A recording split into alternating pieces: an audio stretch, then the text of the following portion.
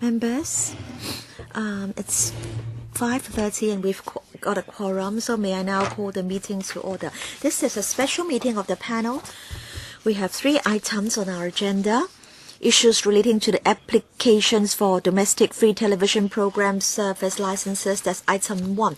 We had a special meeting. We invited the chairman of the CA, Mr. Ho, to attend the meeting, and Mr. Ambrose Ho did not attend the meeting, and at that meeting members said that they would really hope that Mr. Ambrose Ho would attend the meeting to be held on the 2nd of December.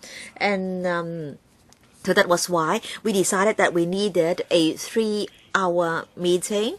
Item 1 is, you can say, a matter arising, an extension of the last special meeting, that is. And so for those who weren't able to speak last time, they have been put on today's list. Now again, Mr. Ambrose Ho has decided not to attend this meeting to discuss the item with us. May I refer members to the letter from Mr. Ho, and that is paper CB 4192-1314-03. So this letter is a letter from Mr. Ambrose Ho to Wong Nyuk Man, chairman of the ITBP, and this letter has already been issued to all members. I believe you've all read the paper or the letter, and I think what's the most important part of the letter is the last paragraph, or the penultimate paragraph, and that is, and I read from that, from the account above, it should be clear that insofar as the 3 free TV license applications are concerned, the CA has already duly completed its task and duty under BO. Being a statutory authority charged with functions that are separate from those of the CE in Council, the CA is not in a position to comment on how the CE in Council has processed the applications or what factors the CE in Council has taken into account in the course of taking the decision. Such matters are not within the knowledge of the CA and are matters that go beyond the CA's statutory functions in any event. So these are the main reasons for Mr. Ho's not attending our meeting for this particular item. As to whether you agree with Mr. Ho, members, you're welcome to give your views. And then item 2 on the agenda, CA's findings of the investigation into the alleged violations of the competition provisions of the Broadcasting Ordinance by TVB Limited. And then item 3, Communications Authority's findings of the investigation into the control and management of ATV Limited. Now for these 2 items, TVB and ATV haven't sent representatives to our meeting. In fact, we haven't invited them because they have initiated judicial proceedings. So for all 3 items, there will only be a dialogue between LegCo members and government officials. Item 1 on the agenda, may I invite the secretary to say a few words? I'll tell you about the order of asking questions among members later. Alright, just want to tell members that the CA chairman did not attend the special meeting held on the 8th of November. And this, he has decided that the CA would not be represented at the meeting for the first item. But CA will be represented under items 2 and 3. So when Mr. Ho is here, you can ask him questions. I'll rule whether such questions can be put to Mr. Ho, and then after all, it's for Mr. Ho to decide whether he will answer your questions. All right. So Mr. Ambrose Ho will be present, not for the first item, but for the second item and for the third item. But maybe when we are on item 2, a member may decide that he or she wants to ask a question on item 1, but then say if he feels, Mr. Ambrose Ho feels that Mr. Charles Mark is handsome and he has asked a very valid question, that he may decide to answer your question. But it's for him to decide, all right? It's for him to decide. So I have to make this clear as the chairman right at the outset. And then concerning the first item, we've invited ATV, TVB, and the 3 applicants for domestic free TV program services licenses to come, but they've decided not to come.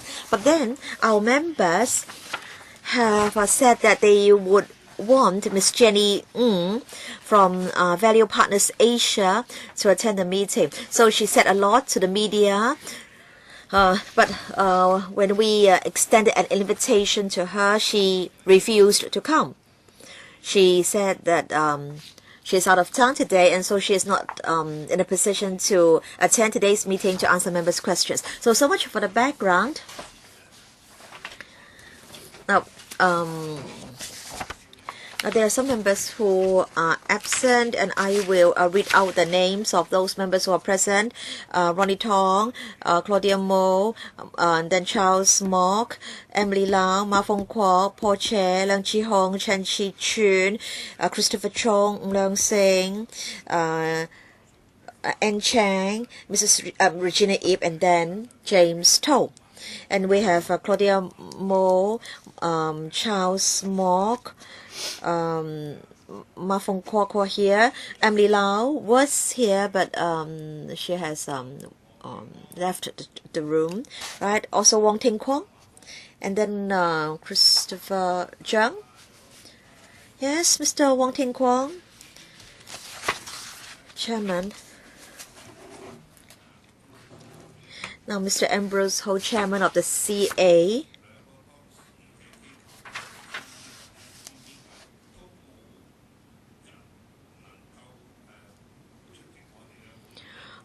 Has decided not to attend our discussion on item 1, and then we won't have TVB for item 2, we won't have ATV for item 3. So do we really need a 3-hour meeting? The parties concerned are not present, so it will only be a discussion among ourselves or discussion between us and the administration. So do we really need 3 hours?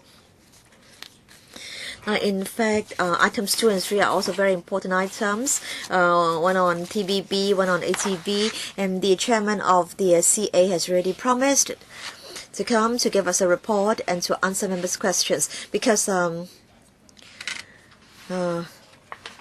item 3 relates to the management of ATV, and item 2 relates to the TVB's alleged violation of competition provisions of the broadcasting ordinance.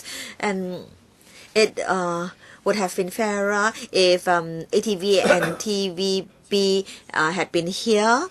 But then they've initiated judicial proceedings. As to whether we really need a 3-hour meeting, it depends on whether members have a lot of questions to ask and a lot of comments to make. Now, Mr. Wong, if members don't have too many comments to make, then of course we don't need a 3-hour meeting, but we have to allow 3 hours for members. But if members ask 3 rounds, 4 rounds, and with you, Mr. Wong, asks for 4 rounds, then of course we'll need a 3-hour meeting, right, Ms. Claudia Mo? But before Mr. Claudia Mo asks her question, perhaps I can invite the secretary to say a few words. Sorry, I've almost forgotten about you, Mr. So. Chairman, in fact, on various occasions we tried to explain our decision with regard to the applications and also the rationale behind our decisions. We explained the 11 factors and the 4 assessment criteria, and so I will not repeat those points again, but I would like to clarify a few points. First of all, concerning the role of the CA.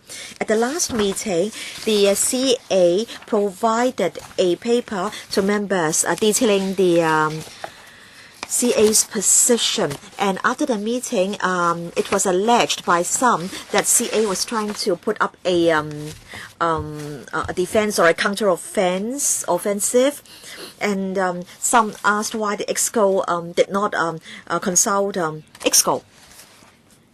So in fact, it was a wrong interpretation of the law. As explained in the latest letter from the CA chairman, the CA is a statutory body. Its functions are different from those of the CE in Council. Now, concerning license applications, the CA makes recommendations, and then the CE in Council considers all relevant factors and makes a decision.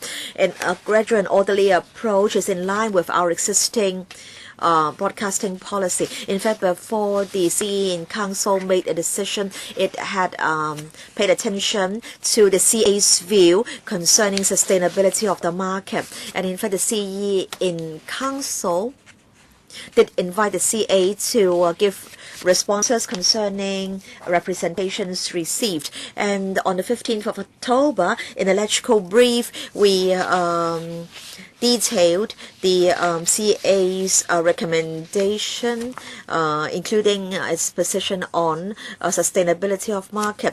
And so, in fact, on the 15th of October, when the administration announced the CE in Council's decision, the administration took the initiative to explain also the CA's position. The CA's position was not made known only in November. So the CE in Council took into account the CA's recommendations in making a decision. And so in this regard,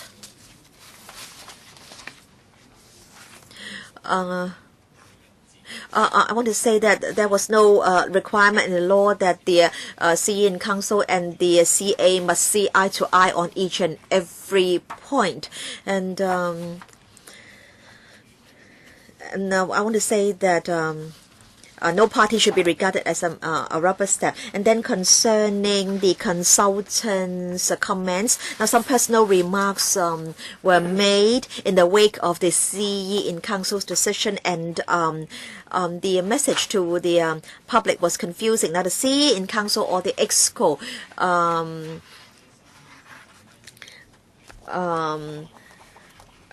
is the decision-making body, and we did not invite the consultant to give views on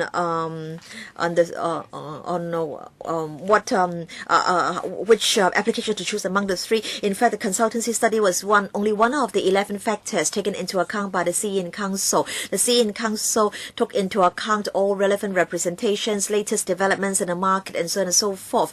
The consultant was commissioned to study the business plans and assessments submitted by the three organizations. The consultant had to assess the impact of the issuing of the licenses to the domestic free TV program services market. And in fact, according to the consultant, it would be difficult to support for the local market to support 5 licenses. In fact, the CA and the administration had a consistent understanding of the consultant's findings. The administration has never sought to distort the findings of the consultant. The consultant was not involved in other procedures in relating to the 3 applications. For example, the many rounds of representations made. And so the consultant's remarks might have been based on incomplete information. But then as a consultant, without the consent of the client, the consultant has made such remarks, and a consultant should have been objective and neutral. And so concerning government processes, the consultant, it seems that the consultant has quite a lot of misunderstanding and subjective interpretation. But then, in fact, these are not areas that the consultant has been asked to study. But then the remarks made by the consultant have caused misunderstanding and confusion among members of the public. Now, the consultant has chosen to be involved in this round of political discussion. This is regrettable in the view of the administration, and we hope that LegCo members and the public will correctly understand the roles of the consultants and will not read too much into the remarks made by the consultant. Now, in fact, we are now following up on the applications, and the two organizations have got approval in principle, and we are now looking at whether they should be granted free domestic TV program services licenses, so that there will be more competition in the market, and so that there will be more choices for the public.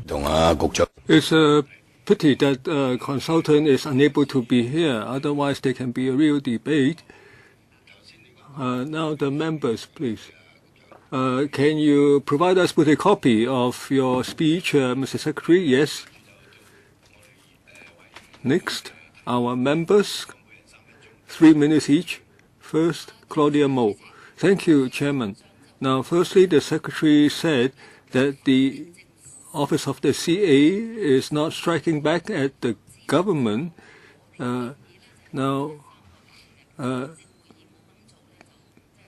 Well, it's been written that there were recommendations for 3 licenses, and it said that the consultant was only expressing his personal views, but actually she is representing her company.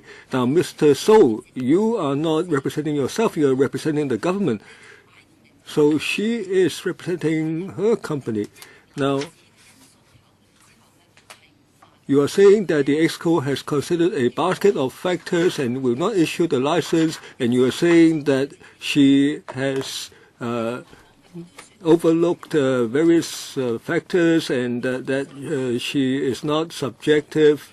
Now, are you threatening a business organization?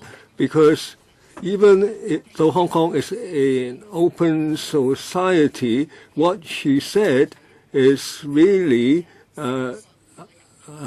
quite an surprise to, and quite unusual for the Hong Kong community. Are you threatening the private company for speaking out in a fair way? Now, and what are you adopting by way of punishing this company? Ms. Claudia Mo, you are saying that the Secretary was threatening the consultant company, and what follow-up action is he going to take? Secretary? Well, I was referring to a general way of doing things. That's the consultant's role has to be objective, and the company must not speak or make comments without the consent of its client. Well, the company is being courageous in rebutting the government. I think these views are in conflict with the objective role of the consultant. Ms. Mo, it's your turn.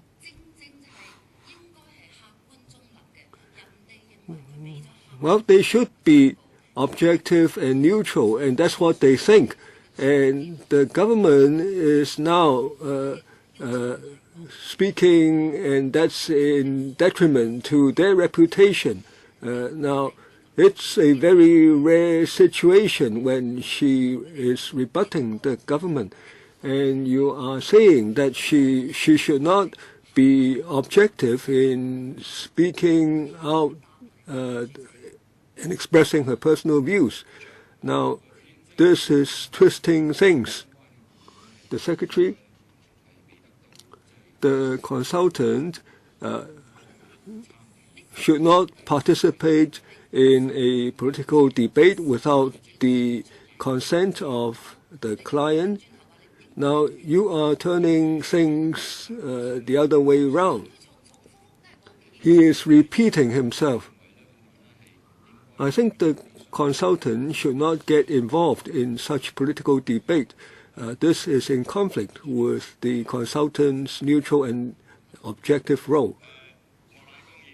Mr. Charles Moore? Chairman, Mr. Sau said that the CA's words were not in rebuttal, but one must look at the facts. The law doesn't require the EXCO and CA to have identical views, but it's quite shocking. Now, you are not giving us the reasons, and you continue to misquote from the consultant's report. Now, even though they say it's outdated, now you are querying their integrity as professionals. Now, I think they are being they are of high integrity when they speak out. They are not just speaking to please the one who hired them. Now, concerning the free TV license, I'm not going to ask about HKTV. I'm asking about the two other companies. Now, recently, TVB has occupied more of the bandwidth concern, and so can this this is in now the other companies. The other two companies said that they should be awarded more of the bandwidth of the and why is it that the TVB gets approved so quickly and now that it's been the approval has been given to TVB, the other company, two companies would get less of the bandwidth. Now let's look at how things happen. Firstly is the office of the CA, that is the former broadcasting authority, that makes the recommendations, and that's disclosed in the October 15th document, and then EXCO reads the document. Now I don't want to debate that. Now, just now the CA has made said that it has made certain. Now the CA has made a declaration announcement last week, and it said that it has made an arrangement concerning the TVB bandwidth issue, and that's a separate issue. And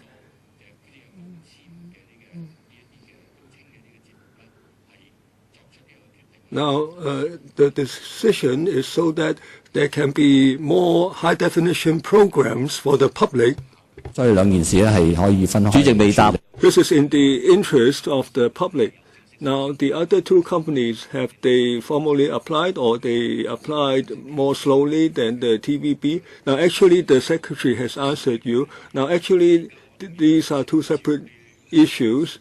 Now, the two TV, the two companies that were recommended and were approved, they are not using the airwaves.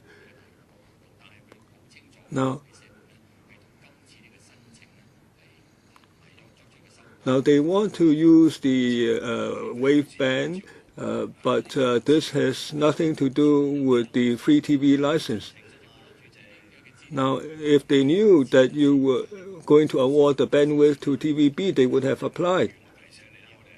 Mr. Moore, I remind you that next month we will have an item of agenda on the private exchange of bandwidth between the TVB and ATV.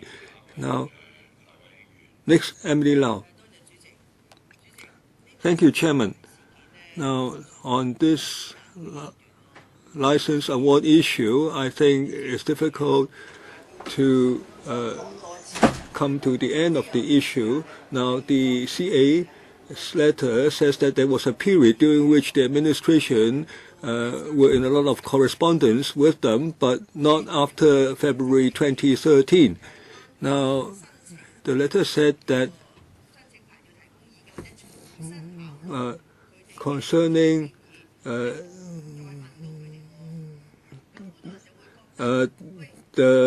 further consideration of the recommendations, they were not further asked their opinion. Now, you didn't listen to them. You thought about it, you asked them a lot of questions, and then finally you made a decision which differed from the recommendations, and then you don't go back and ask them. Now, this is strange. And you engaged a consultant. Now, you are saying they didn't play the proper role. Now, their role was to provide independent professional views.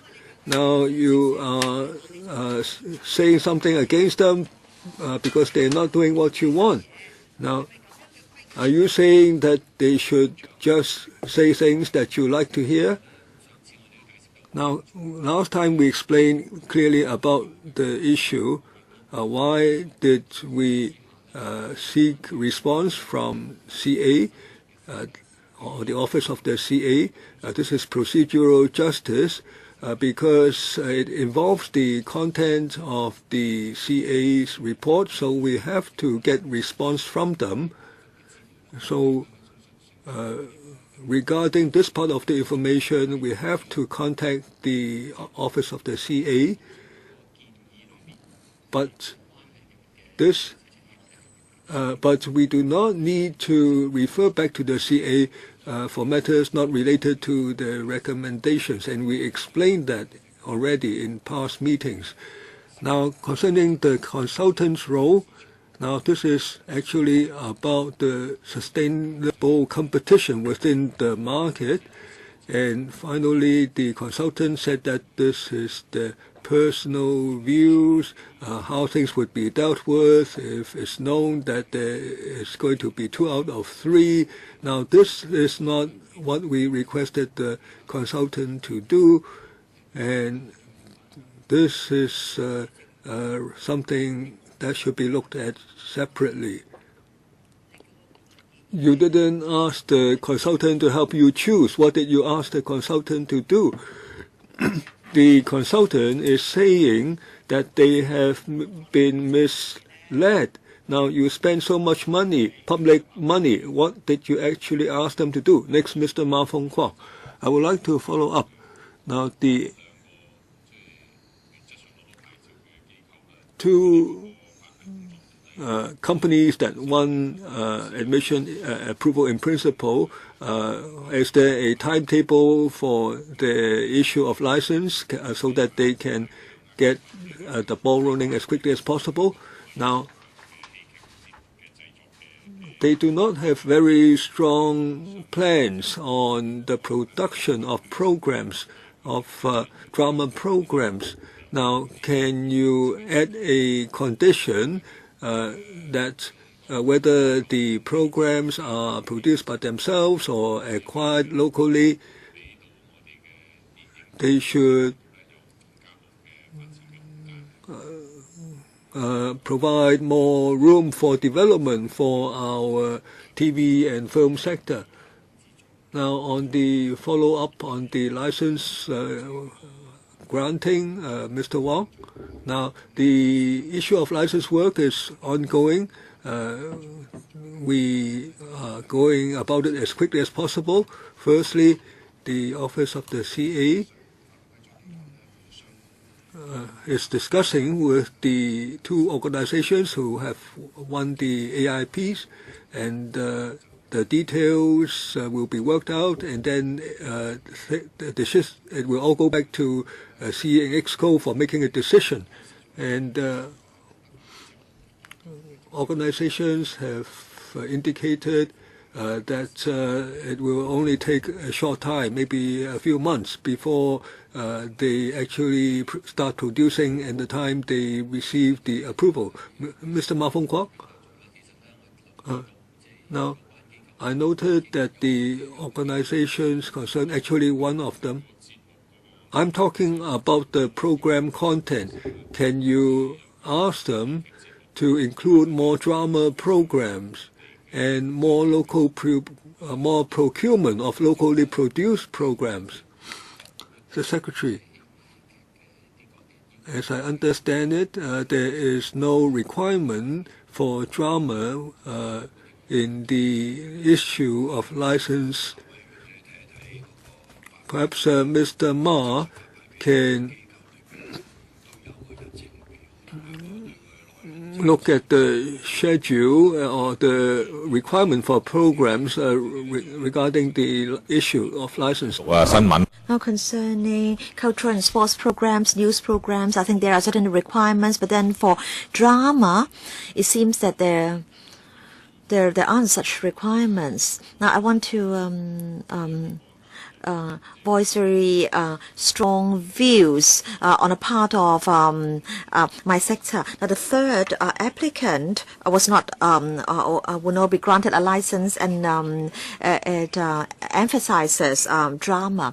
Mr. Chen Chi-chun. Now, orderly and gradual progress is the main reason given for not issuing 3 licenses, and the administration says it doesn't want to create any negative impact on the market. Mr. So last time talked about cutthroat competition leading to a decline in the quality of TV programs, and as a result, the public would stand to lose. We simply could not understand why would the public stand to lose when there was more investment and there was more competition. So what negative impacts are you talking about? Is it that do you not want existing TV stations to collapse, or is it that you do not want existing TV stations to suffer from a loss in revenue? So if that's your rationale, if that's your intention, in fact you should issue only 1 license and not 2. In fact, ATV, its business very well. And so if you really want gradual and orderly progress, then you should issue licenses one by one at a time. But no, you've decided to issue 2 licenses. So we want to know what data and justifications the CN Council used in making its decision, and what if after today ATV collapses? Secretary. Now, our policy is not to protect any one organization. Our objective is to encourage competition. Our objective is to open up the market. We want to encourage competition. We want to encourage more choices for the public. The EXCO looked at the overall sustainability of the market. EXCO took into account the relevant factors. And as I said at the outset, the market might not be able to support or accommodate 5 licensees. According to the analysis, in general, the market could support 3 licensees, and if the environment was conducive, 4 licensees. And then Mr. Chen asked why not decide to issue only 1 license. Now we are already issuing double the existing number too. So what are the data that the EXCO relied on? So the EXCO analyzed the data in detail. EXCO looked at the sustainability of the market and came to the view that the market could accommodate 4, and as a result 2 licenses would be issued. So what do you mean by the overall negative impact on the market? All right, next round please. Ann Chang. Ms. Ann Chang, you raised your hand last time. Do you wish to ask questions now? Oh, I raised my hand last time. Thank you, Chairman, then. Now, Secretary. Last time, we were told that 2 organizations had been given approval in principle. So only an approval in principle has been given. When will the next steps be taken? Do you have a timetable?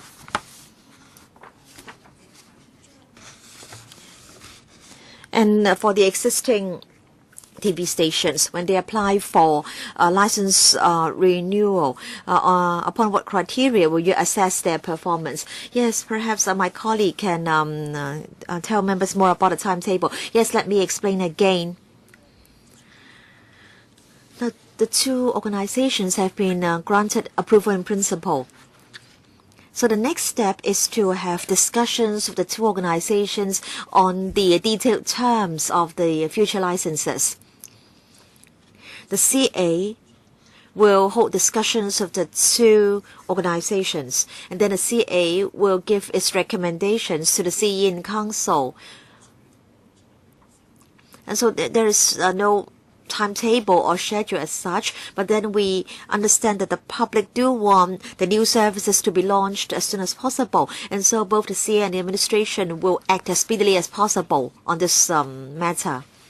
And as to how we assess the performance of the licensees, now we do have midterm reviews, and we'll look at the performance of the licensees, their investments. Now, for example, for TVB and ATV, there was a midterm review, and then certain conditions were added to the licenses, and of course there was also a public consultation process. And Chang,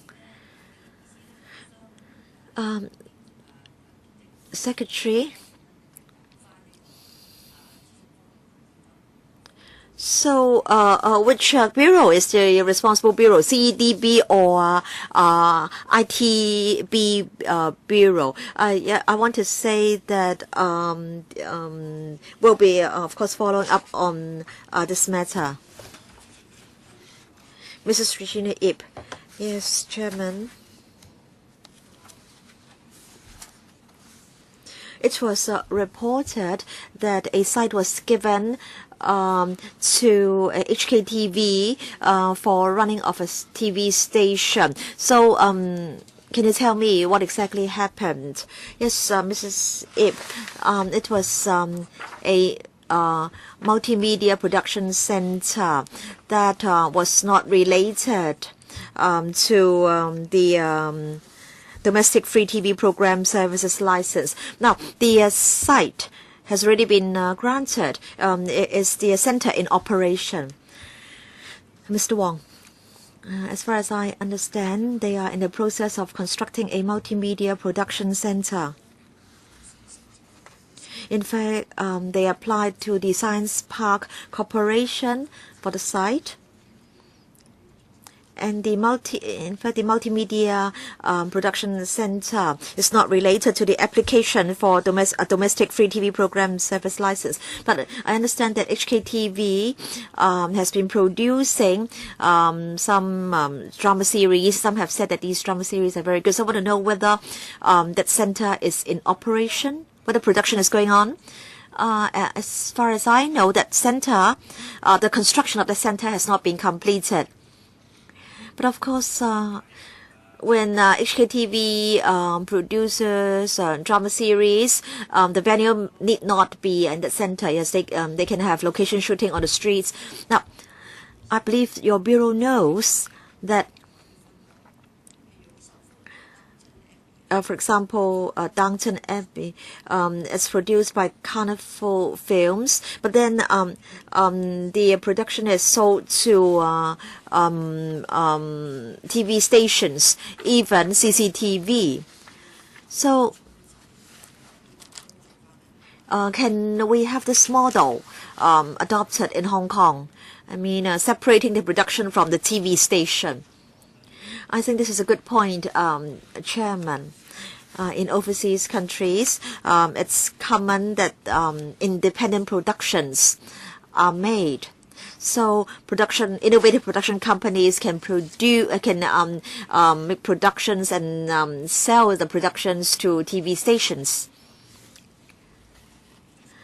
I understand that one of the organizations which has been granted approval in principle will be procuring or purchasing independent productions for airing in the station. Now, I think this question is not totally relevant to the item being discussed, but I've let you ask the question. And all right, Mr. Christopher Chung. Yes, Chairman. Now, I think the administration must carry out a serious review. On the 15th of October, EXCO decided to issue licenses to 2 organizations, and the controversy has continued since then. Now, we have EXCO members, the CA telling their respective stories, and the consultant has also come out and has told us a different story. So please clarify what exactly has happened. Now, concerning the public's concerns and worries, how are you going to allay the public's concerns and worries? That's the first question. Second, what if the organization which hasn't got approval in principle decides to invest in an existing broadcaster? All right, the first question, how we can try to resolve this controversy. I think we need to explain our rationale. We need to explain our procedures. We have to explain that we have already complied with the principle of procedural fairness. In fact, in the past 1.5 months or so, I and my colleagues tried our very best to seize every opportunity to make give explanations to the public. And then concerning an organization which hasn't been granted approval in principle, making certain arrangements of existing TV stations or existing licensees. Now, I really can't comment because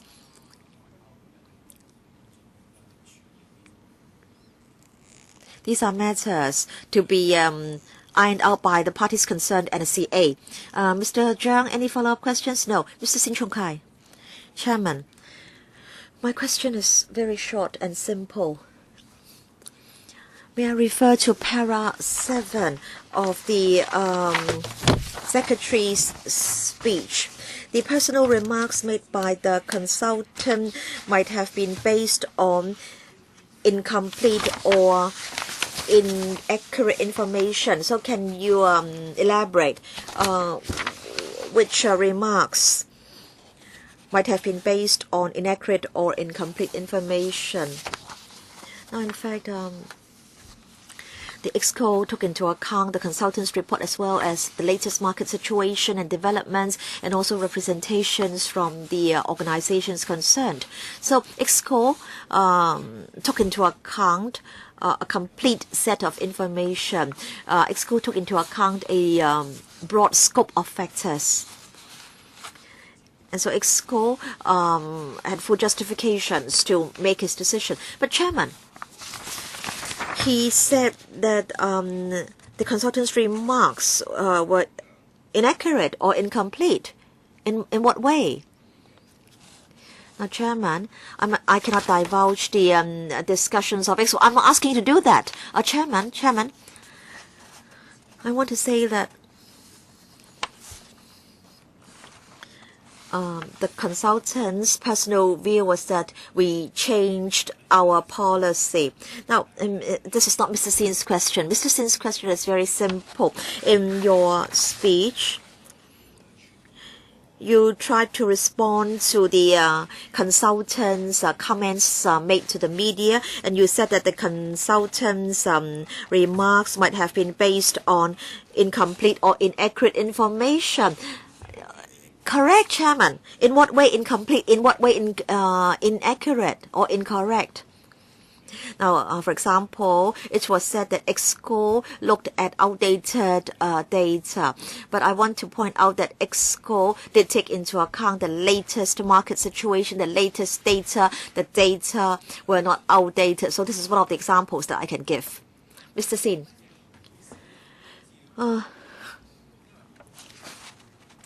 Chairman, the consultant was commissioned by the CA. and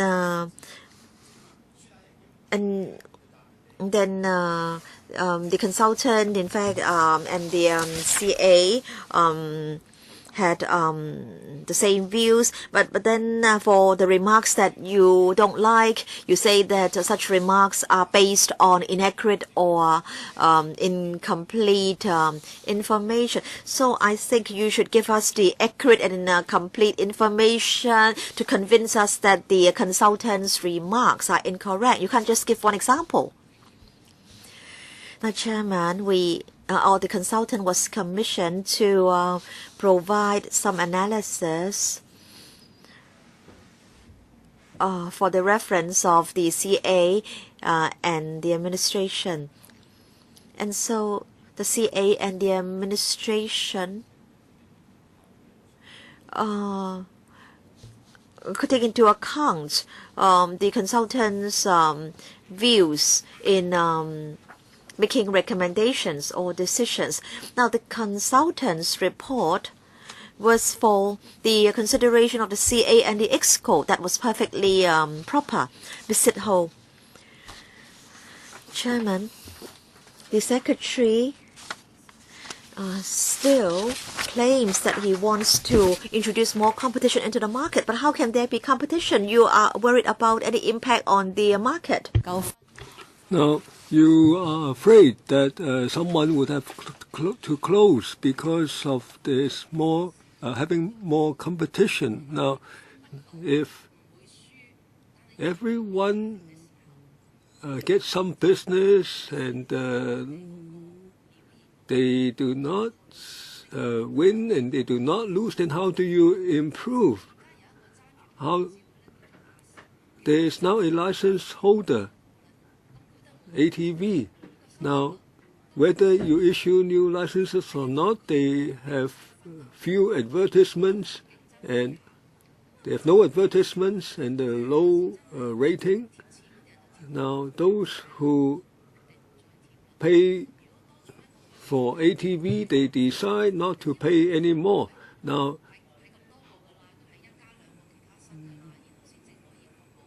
so are you saying one old licensee plus two new ones, and then you leave one licensee to close, and then so one company is left in a dominant position? Now, Mr. Chen is right. You say that there is an adverse impact on the market. Now,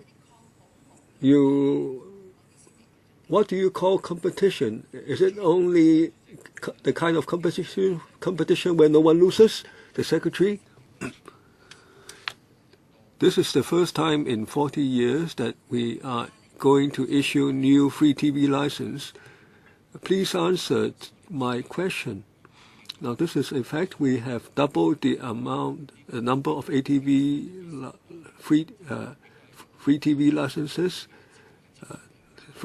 increased from 2 to 4. That is to increase the quality of the programs. The Secretary is taking up too much time. Please let me have 30 seconds.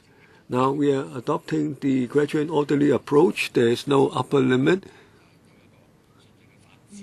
If the market develops in a healthy and orderly way, we do not rule out further competition being introduced in the future.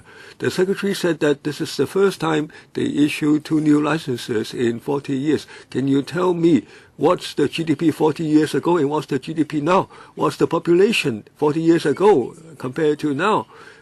Only 2 more licenses in 40 years. That's lagging behind the economic development.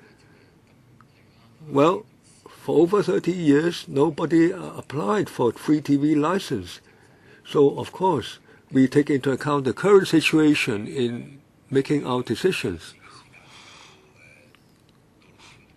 Now, we have to end this session at 6:30 because we have 2 more items of agenda. Now, in the second round, Charles Mock and anyone else who wishes to speak can raise their hand. Claudia Mo, 2 minutes.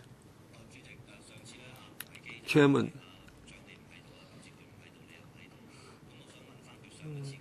Last time, Mr. Wong from HK, from Hong Kong Broadcast Network, said that the government officials said certain things in his office. Now, at that time, the secretary, you were already an undersecretary in the government. Now, what comment do you have on Mr. Wong's observation or remark? And we all get the impression that it was the secretary at the time who made that comment. Were you there? I did not meet Mr. Wong or attend any meeting with Mr. Wong and another colleague. That's the meeting that he referred to. I wasn't in it and I didn't hear about it. If I were to comment on it, I think there is no need to extend an invitation because we open up the market and we welcome competition. That is a clear policy. There is no need to make an application. Anyone who is aware of policy, we welcome the application. Mr. Mok, Mr. Charles Mok, if my question overlaps with an earlier member, please point it out to me. Now, just now, an issue was how many licenses. Now, the consultant recently said that the government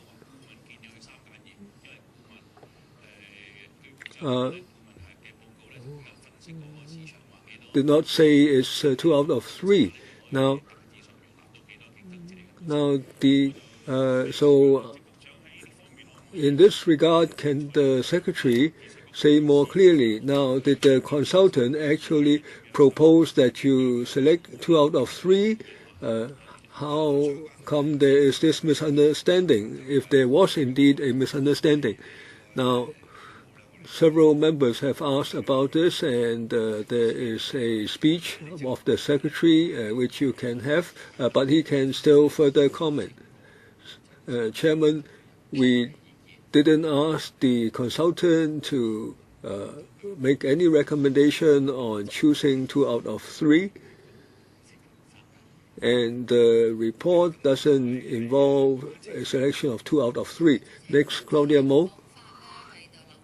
Now, there is a saying in the community that before the 1st of July, the Donald Tsang administration already approved the 3 licenses, but somebody didn't agree, so it didn't come out. Are you aware of this, Mr. Secretary? This is completely inaccurate. October 15th is the first day when a decision was made. That is 2013. Now, I'm asking about the former administration. Now, if the decision was made, I would have announced it. Of course not. Now, when you answered Mr. Sin Chung-kai, you said that the representative of the consultant company was based on incomplete and inaccurate information. One example you cited was that on the information being outdated, that's incorrect because you have the most up-to-date information. Now, the consultant was talking about data. The data supplied by the applicants, provided by the government, was outdated. That's what she was saying. You say that they are being subjective. Now, they are professionals. Can you explain? Now, actually, in the representation process, the organizations concerned provided more up-to-date data to EXCO. So the data that the EXCO had access to were the latest. Now, the session is now at the end of its time slot. The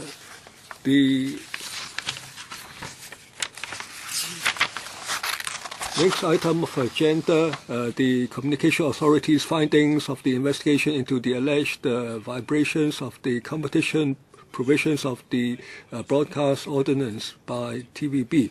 Now we have Ms. Susie Ho, Permanent Secretary for Commerce and Economic Development, Mr.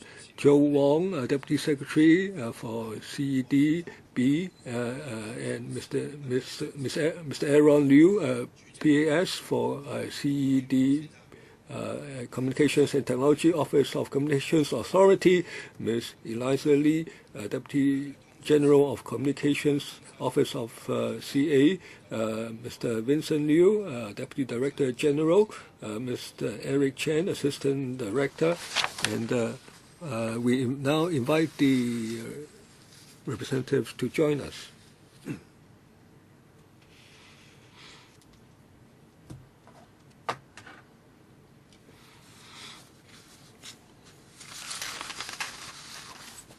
Also, Ambrose Ho, Chairman of Communications Authority, and Mr. Adrian Wong, Chairman Broadcast Competition Broadcast Complaints Committee of CA.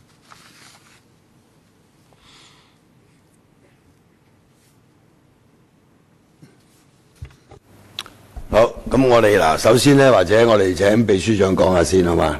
你定係主席？嗱，我哋呢一個議程咧就係有關投訴廣播電視有限公司違反廣播條例競爭條文嘅調查嘅。咁就呢一個係呢個案係點樣嚟嘅咧？就係亞洲電視對電視廣播有限公司違反廣播條例，即係呢個香港法例第562章啊，下邊所講嘅競爭條文嘅投訴。咁啊，通訊管理局咧，即係前身嘅廣播事務管理局咧，就完成咗個調查，就喺呢個 ordinance and the investigation report was disclosed on 19th of September, and we now ask Mr. Ambrose Ho to report to us. Now, thank you, Chairman. Now, for this item, in December 2009, the ATV made a complaint to the former Broadcasting Authority on a breach of competition provisions by TVB. And in December 2011, we already came to a preliminary decision, and we allowed TVB to make representations. So after the representations, now also there was legal proceedings regarding ATV, so it's not it's only until it's only in September this year that we came to conclude that the 4 allegations were established. That is, firstly, that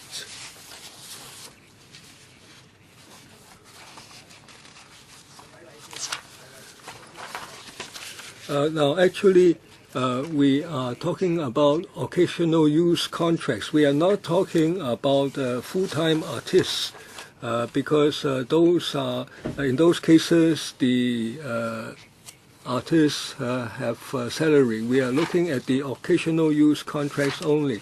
Now, the secondly, there are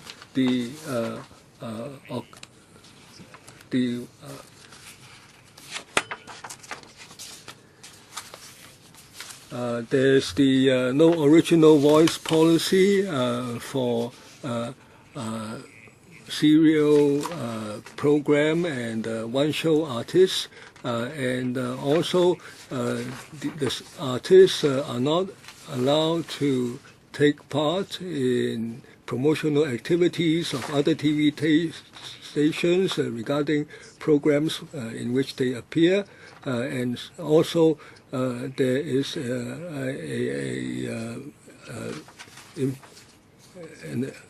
a practice that when these artists are interviewed on other stations, they cannot use Cantonese.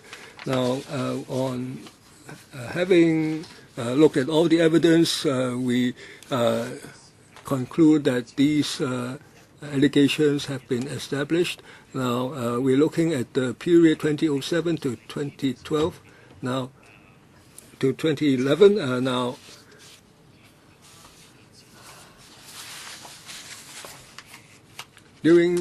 for artists in contracts with other TV stations, most of them are also on contracts with TVB.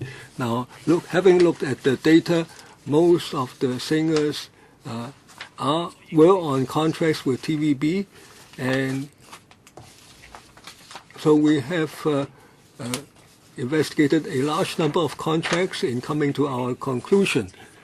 Now, in these,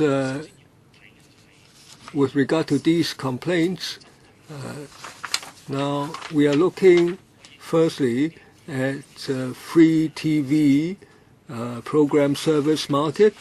Now, this market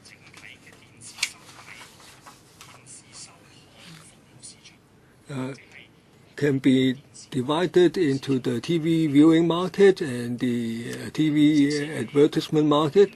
Now, in these two markets,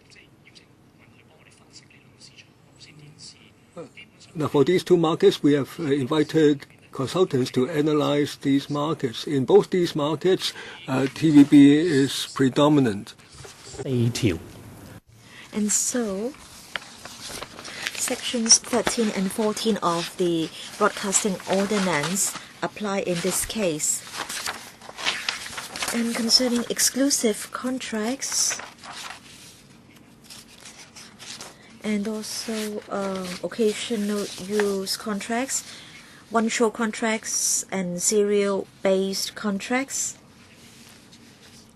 Now the contract may last for 1 year or 2 years.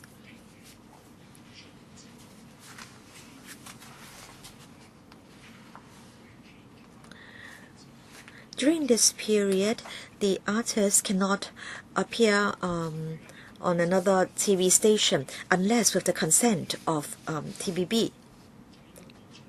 Oh, sorry, I should supplement here, and that is, there is a clause in the contract that in these one-show contracts, occasional use contracts, TVB is not under an obligation to use the contracted artists.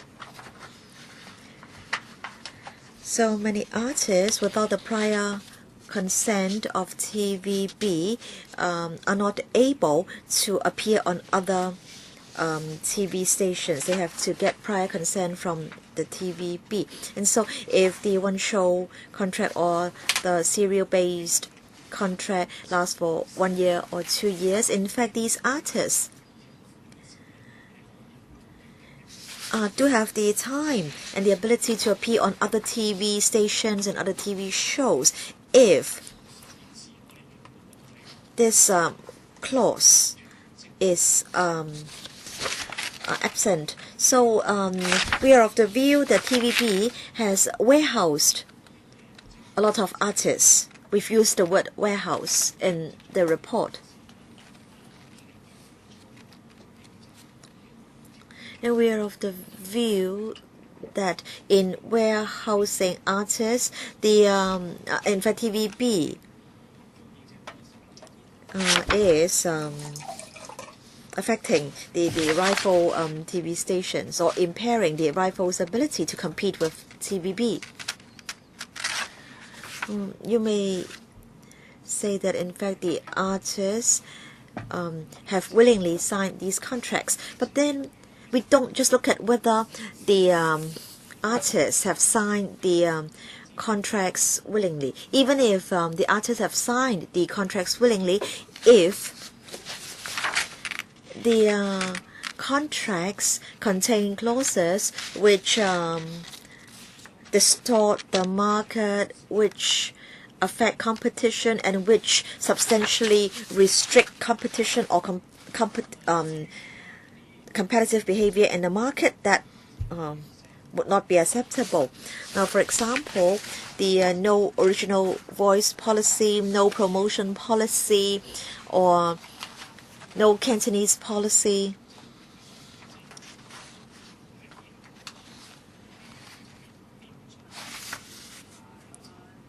It's obvious that such policies are anti-competitive behavior. So in other words, for the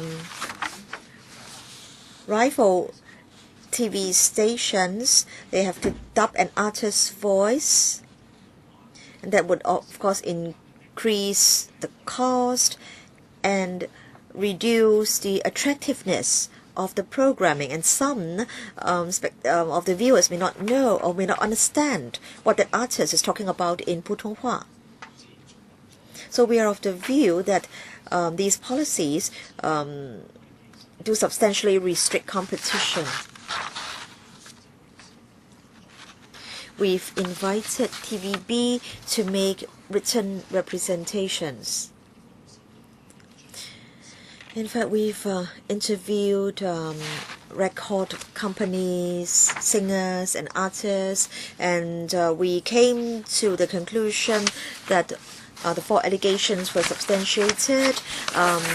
TVB was asked to pay a fine of $900,000.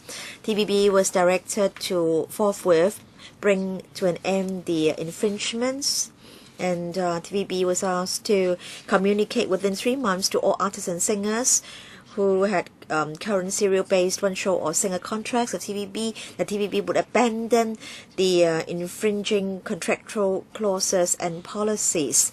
There was the no Cantonese policy and so on and so forth. We also asked TVB to, within 4 months, provide us with a full written report detailing the steps taken by TVB to comply with the authorities' direction. Thank you, Chairman. That's all for my report. Thank you very much, Mr. Ambrose Ho. On the 17th of October 2013, TVB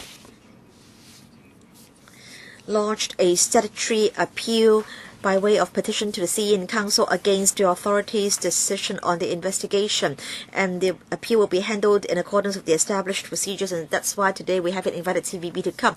Emily Lau, Charles Mock, Claudia Mo, and who else? Cyd Ho also. All right, 4 minutes for each member. Emily Lau. Thank you, Chairman. Chairman, I want to ask this question, or I have a few questions. First, why was it that the investigation took about 4 years? In fact, from the point of view of justice, this duration could be regarded as unfair. Was it that there weren't enough staff resources, or was it that the CA already tried its best? And the level of fine is on the low side. So will the CA recommend a legislative amendment to increase the fine? Because I don't think this fine or this level of fine can achieve a deterrent effect. And will the authorities' decision have any impact on the renewal of TVB's license? Now, on the 18th of October, TVB paid the fine, but then it went on to lodge an appeal. So we'd like to know more about the matter. Mr. Ho, please. Yes, Chairman. I thank the member for her questions. In fact, we completed the report in December 2011. We were able to come up with preliminary investigation results. But then concerning investigation on anti-competitive behavior, one very important factor or component is that we need to analyze the market situation. And so we got a consultant to help us analyze the market, and the consultancy report was quite a lengthy report. And as I've pointed out, we interviewed some interested parties. So after we had come up with some preliminary conclusions, we needed to forward the findings to TVB for them to make representations. And so there was quite a lot of exchange of correspondence. And as members may recall, ATV launched a judicial challenge. Now I'll be talking about the investigation into ATV under the next agenda item. Now we had to keep the identity of our witnesses confidential. Now, so concerning those we interviewed, in this case, TVB did ask us to reveal the identity of those we had interviewed. And concerning the ATV case, during the first trial, the judge felt that CA had not really acted appropriately. And so we had to lodge an appeal in that case to justify the CA's approach. And that was we had to balance the interest of all parties. Now the TV circle, the local artist circle was a small one, and so we needed to protect the identity of those whom we had interviewed. So we lodged an appeal, and then ATV sought leave to appeal to the CFA, but it failed.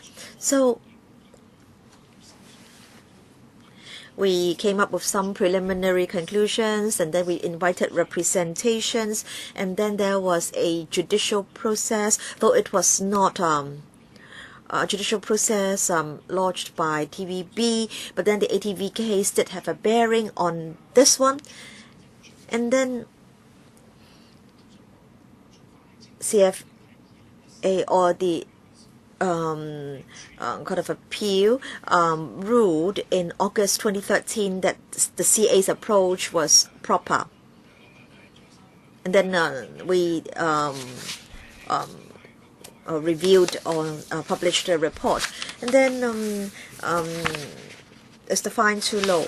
Now the maximum fine is $1 million, but the starting point was $1 million. But I just want to ask the CA whether it will propose an amendment to the legislation, because this level of fine is really too low. But then concerning the competition ordinance, after it commences operation,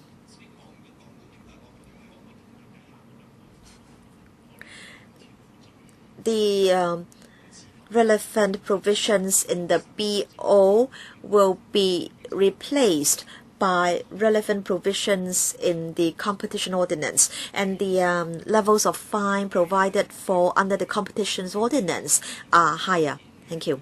Mr. Charles Mock. Yes, Chairman. I'm really glad to see Mr. Ambrose Ho here. You should come more often. You should have appeared earlier at this meeting. So the CA came to a ruling, but then TVB made a statement, and we got the impression that TVB did not agree to your findings, but TVB did pay the fine. And of course, $900,000 is only a small amount to TVB. But it seems that TVB is rather arrogant. TVB is denying that it has committed anti-competitive behavior. It seems that the CA is rather tolerant. Now concerning the high definition spectrum, the hiring of the spectrum, a small fine was imposed on TVB, but TVB could go on doing what it had been doing, and as a result, many people feel that the CA is conniving at the acts of TVB. For example, TVB is trying to register certain logos. So the public get the impression that the CA is conniving at the TVB or at TVB's behavior. And in fact, Ms. Emily Lau did ask you whether TVB's track records will be taken into account in the renewal of TVB's license. And I think we shouldn't call the upcoming procedure a renewal of license procedure. It should be called free-to-air TV spectrum relocation exercise. That will sound more open.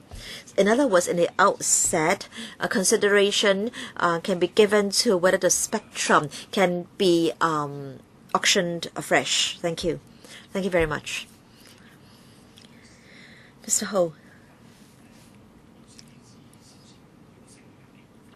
Now, in fact, the TVB statement can be divided into a few parts. TVB has pointed out that the CA has said that there is a no Cantonese policy. TVB says that there has never been such a policy.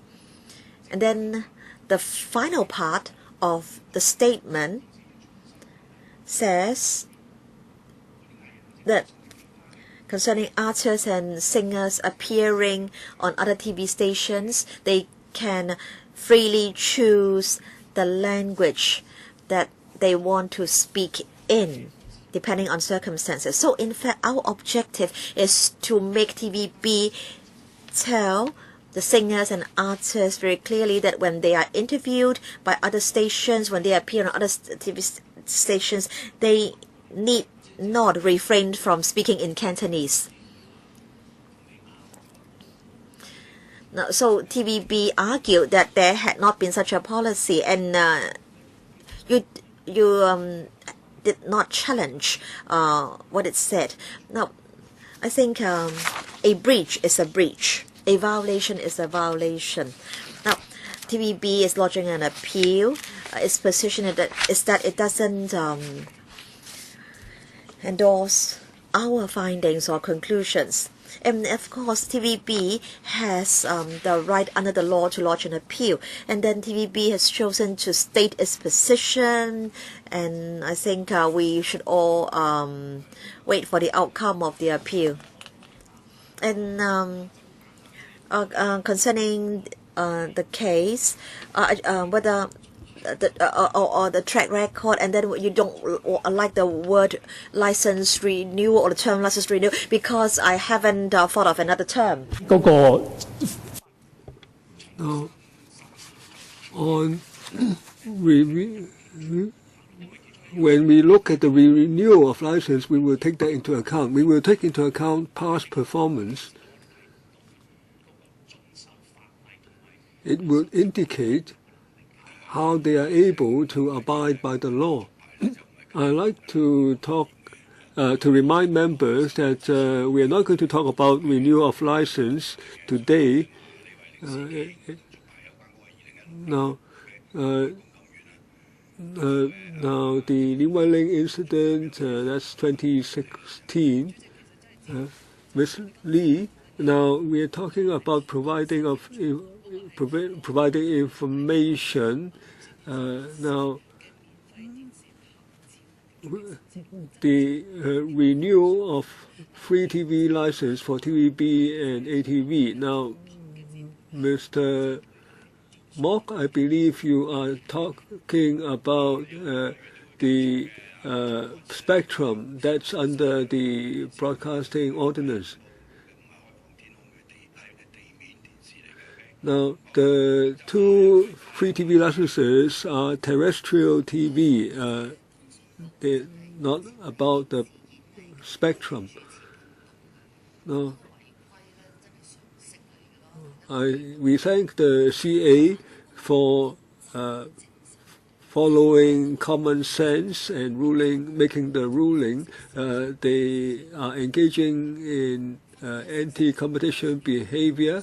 There's no need to analyze the market, but anyway, that's history. Now, I'd like to ask Mr. Ho, now, there is unspoken practice. Now, the artists may be afraid and they censor themselves. So the artists may censor themselves or engage in some kind of self-restriction. So in the end, the TV hegemony may still persist. Now, the other media are not allowed to engage in these interviews. What question are you addressing to Mr. Ho?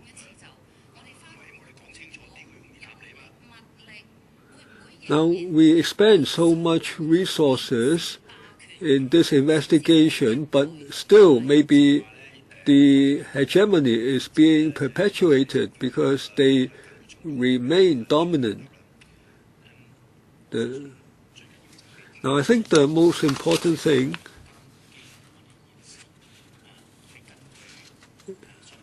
is that we have made the decision in accordance with the provisions. As regulatory authority, we are telling the artists and singers that in future they can freely choose to choose their language. If they do not choose, or if they do what they previously did. So in any case, we have made this decision regarding TVB. This is what they have to do. So this decision is important. Now, as for whether this decision is to change the mentality of the TV market, I can say that we have taken the first step. We have required that TVB should make this clear, and so that people know what cannot be done. So there would be more artists going to other stations if they so choose to go there and perform. So we think and we hope things would be different. Ms. Mo, the hegemony of this one station, that's a fact. Now, you are saying this mentality cannot be changed. You also suggested 3 licenses, but the EXCO ignored your recommendations. Now, would you feel discouraged because your decision is not going to make any difference? Chairman, we are doing what the system requires, so I'm not discouraged. Now, if this system is defended and it's results in things being done the way they should, I don't feel discouraged. Ms. Elizabeth Quack. Now, this warehousing of artists. Now, did you also investigate other TV stations or radio stations, whether they are also doing the same thing? And shouldn't they stop such practice also, if they did engage in them? Now, recently it's said that the TVB has prevented the artists from being interviewed in respect of another organization, so the artists and singers fail to gain exposure. Now, is that an infringement of any legislation? And also the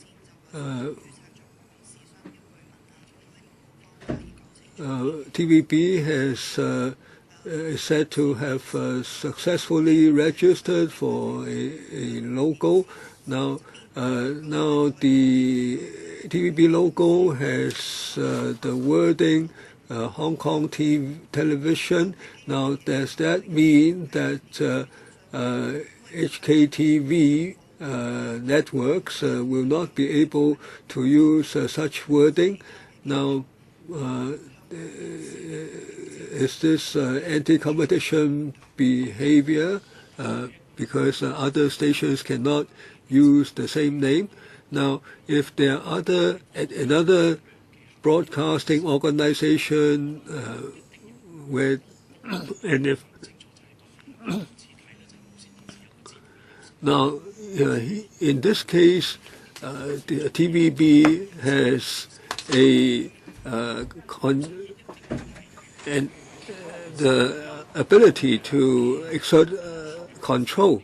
Now, if at other stations they have similar contract terms, we have to analyze them, and we have to decide whether these organizations have dominance in the market. So so it shows that we cannot simply apply the exact approach to all the organizations. This time we are focusing on TVB. Now, we have looked at quite a large number of contracts during that period. We haven't studied whether other TV stations or radio stations, whether their contract terms are one way or the other. Now, because our investigation was focused on TVB.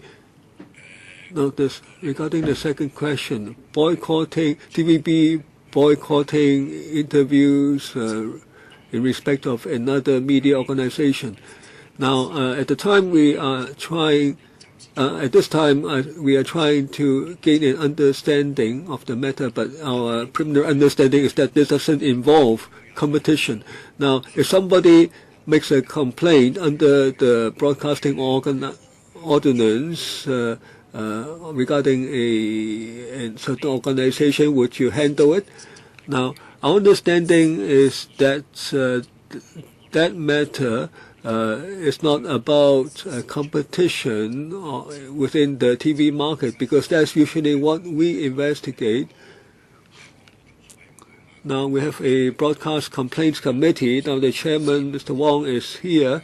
Now, if someone makes a complaint like Ms. Mo, that TVB is boycotting a media organization. Now, when you receive such a complaint, what would you do?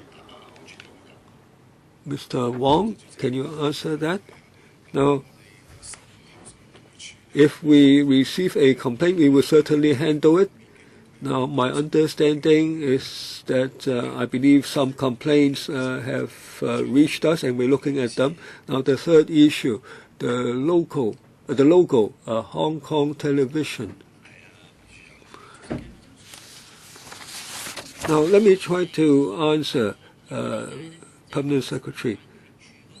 Now, Now, this has nothing to do with Communications Authority. The Patents Office looking at that. Next, Mr. Chung-kai.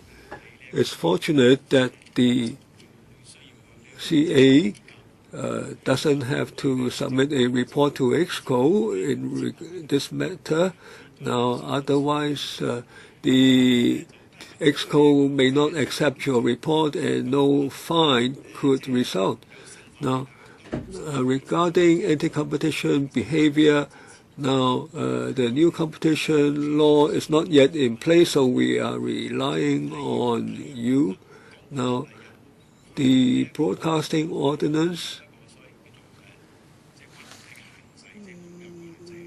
has imposes certain limits on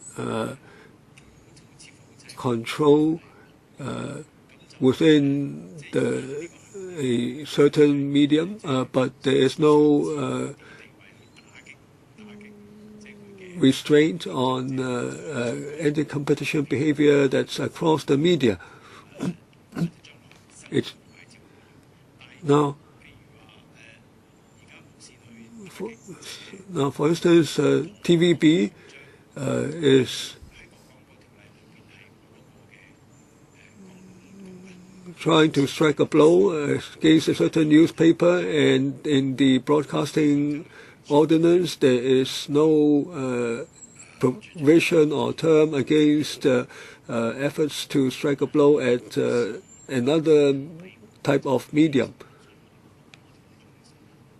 Now, the BO is still in effect because the new competition law is not yet in place. We are talking about fair competition or absence of within this market. So we first have to see what market we are talking about. We are talking about the TV service market. We are not talking behavior across markets because we do not have the authority to go beyond the TV service market. It's a question of jurisdiction. Now, some organizations engage in Internet TV. Now it's stated that Internet TV is not under broadcasting ordinance, so that kind of anti-competition behavior will not come under the broadcasting ordinance. Now, if anti-competition behavior occurs, how does the Division of Labor work? Now, competition law covers more than one sector, but under broadcasting ordinance, we have concurrent jurisdiction. So what we'll do in the future, we will discuss with the Competition Commission, and we will then look at how we should divide the work. And when the legislation commences operation, there will be guidelines on the division of labor, and then there will be public consultation. Now, the BA will carry out investigation, or the CA will carry out investigation concerning telecommunications and broadcasting licensees. Now, in future, the CA will only carry out an investigation, and then the tribunal will decide whether there is any kind of competitive behavior and what the penalty should be. Now, in fact, we were in the Bills Committee on the Competition Act, and the competition bill was passed before Mr. Chung-kai joined the council. And at that time, the issue of jurisdiction was discussed, and The next speaker is Ms. Cyd Ho. Thank you. Chairman,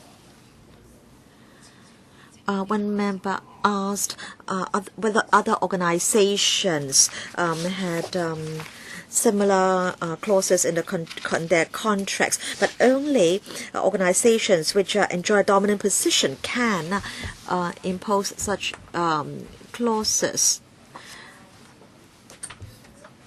In fact, after 1997, there were there was news that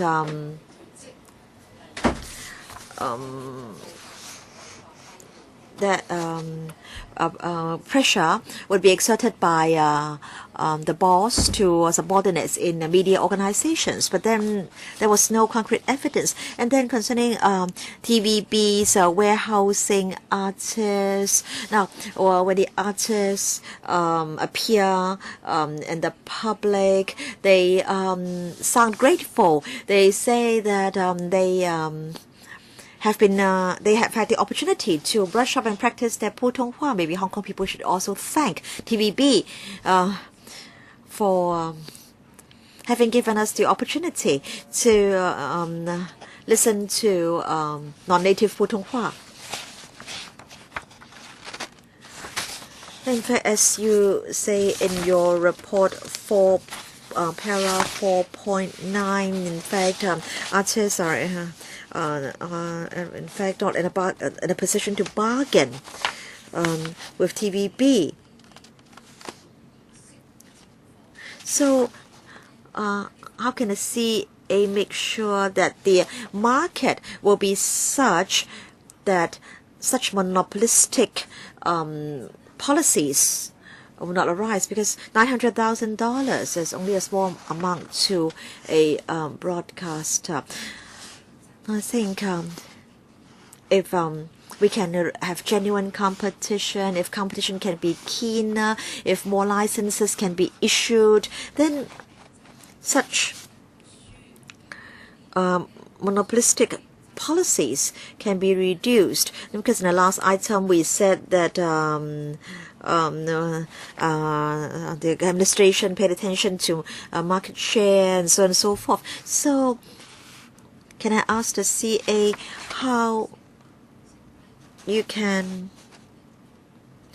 make sure that the market will be in such a state that there will not be such monopolistic cases? Mr. Ho, now let me talk about the TVB case. We required the TVB to make a statement.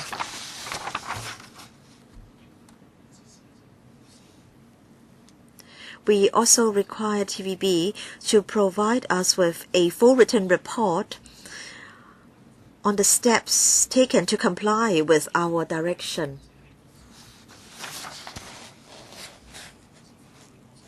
So, and also TVB needed to communicate to all artists and singers concerned that it would not require them to observe the no Cantonese policy and so on and so forth.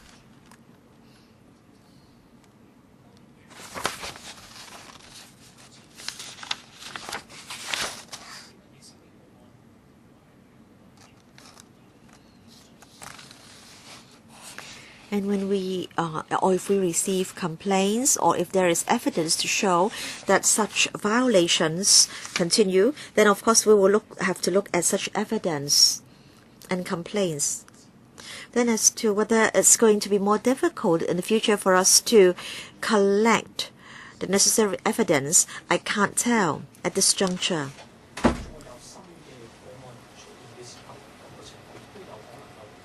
Because after this this round of work,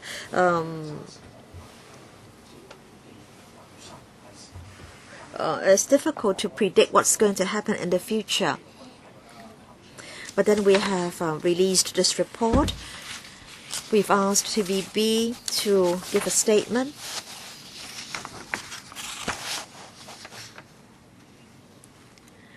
And the artists and singers concerned now feel that if they want to, they will have more choices as to whether it's better to have more licenses, because if there are more licenses, there will be more channels for these artists and singers. I think what's important is that everybody should have more choices. Mr. Chen Chi-chun. Now, para 5.5 says that in this report, we're not talking about full-time, those who are, or those who have entered into full-time contracts of employment. You know, in fact, these contracts or the terms in these contracts can also be very harsh. But then, are you suggesting that so long as these are full-time contracts, there will not be any reviews, although the terms may be very, very harsh? And 5.6 talks about unwritten rules of retaliation, one station by policy, and requiring film companies that hire TVB artists to undertake that the film will not be sold to other TVB broadcasters in Hong Kong. The authority is unable to really justify these allegations. Now, in fact, whether a TV station retaliates depends on its strength. At the moment, its strength may have been diminished, but in future when it becomes strong again, when there is no competition, then it may still retaliate. And of course, it depends on who the artist is. If it's Paula Choi, then of course she will not be afraid of retaliation. Now the TV station it will punish the artist, not the film company, if the film in question is sold to another TV broadcaster in Hong Kong. Mr. Ho.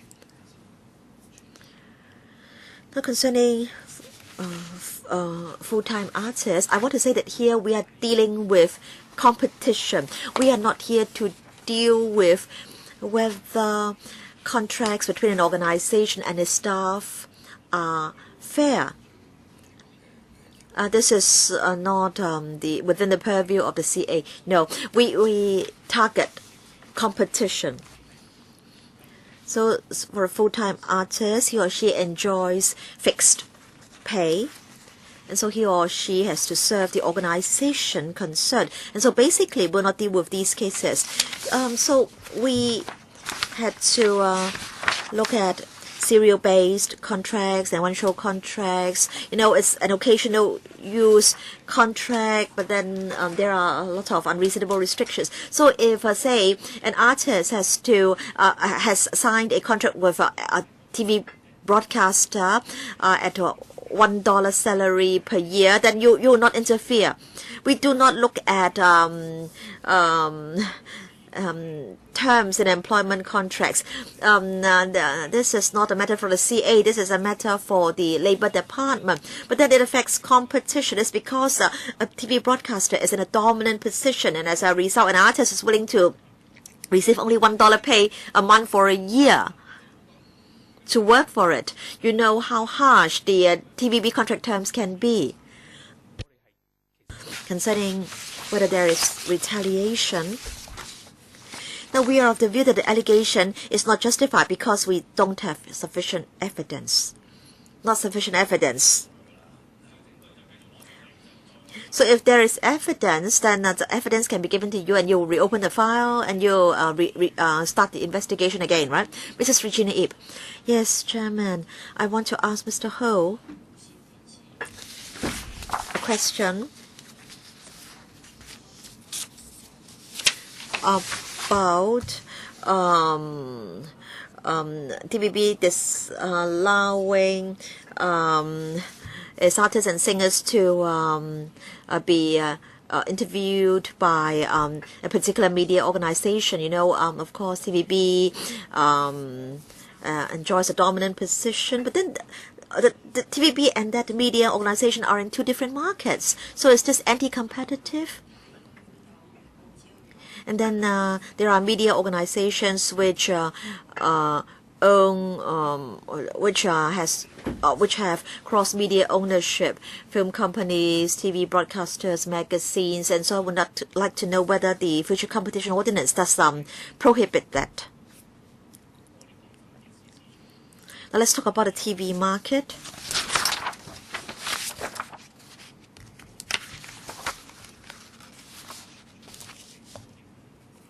So we only deal with competition in relation to the TV market.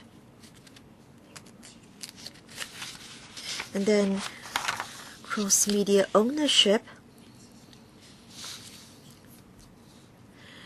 Of course, the TV market will be within the purview of the CA, but then the other media markets are not within our purview. Further follow-up, there would be 2 new stations.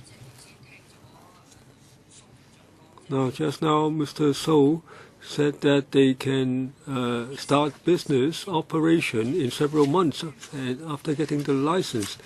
Now, you say, what do you think would that do to the reduction of the hegemony of TVB?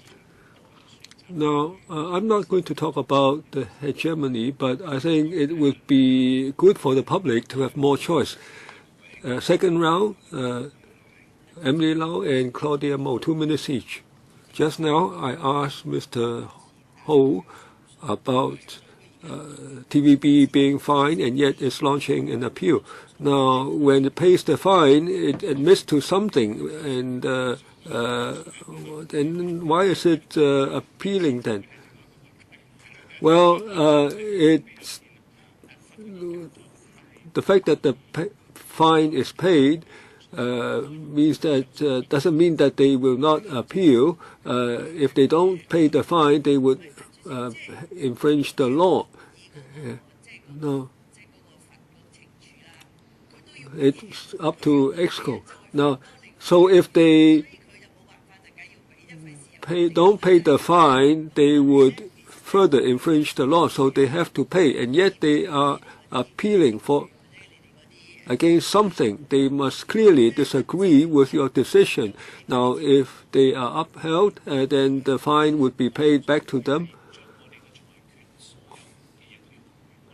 I think our ruling would be annulled and things would be restored to where they were before. Our fine would not be effective. Now, Chairman, you are right. Now, under paragraph 19, they are required to do a lot of things. Now, so because they are launching appeal, these things do not have to be effected. All these have to be carried out. Only restoration would only occur when the appeal is upheld. Now, the TVB now cannot disallow someone from speaking in Cantonese. Now,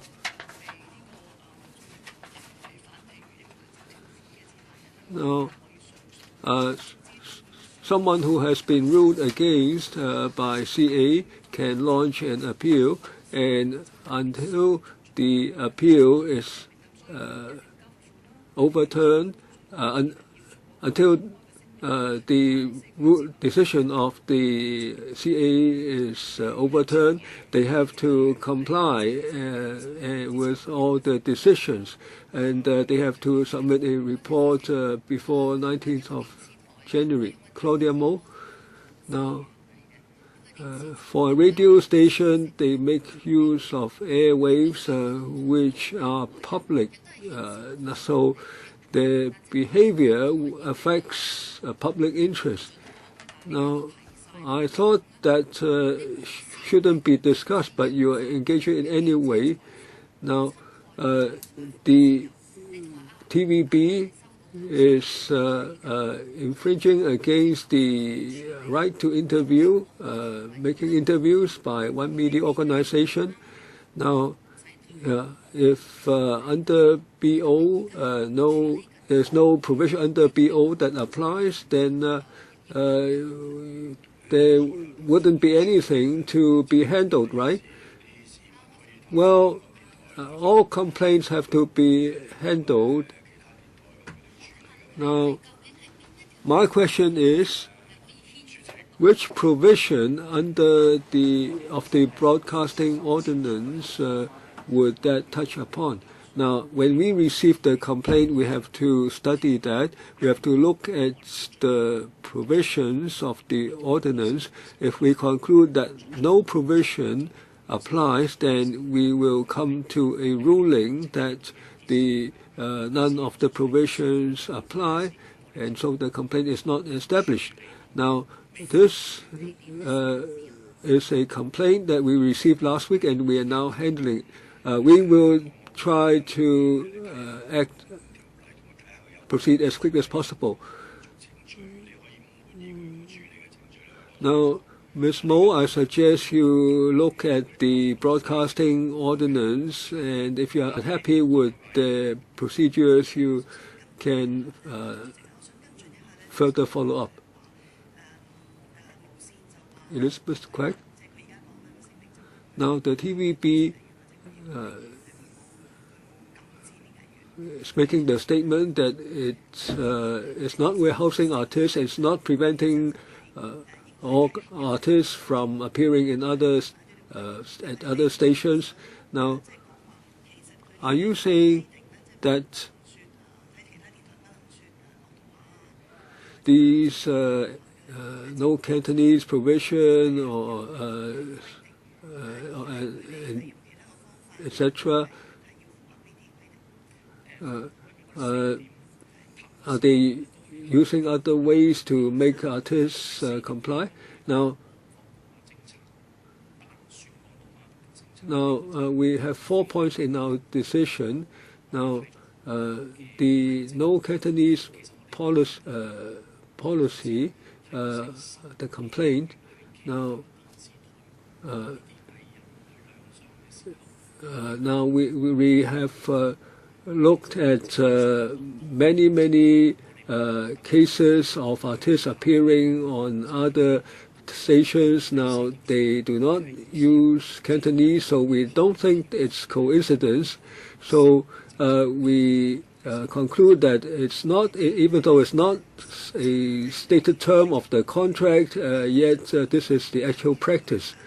So you have looked at many cases, and you conclude that this is not a coincidence. Have you asked the artists why they don't speak in Cantonese? We have interviewed singers and record companies. They all tell us there is such an understanding.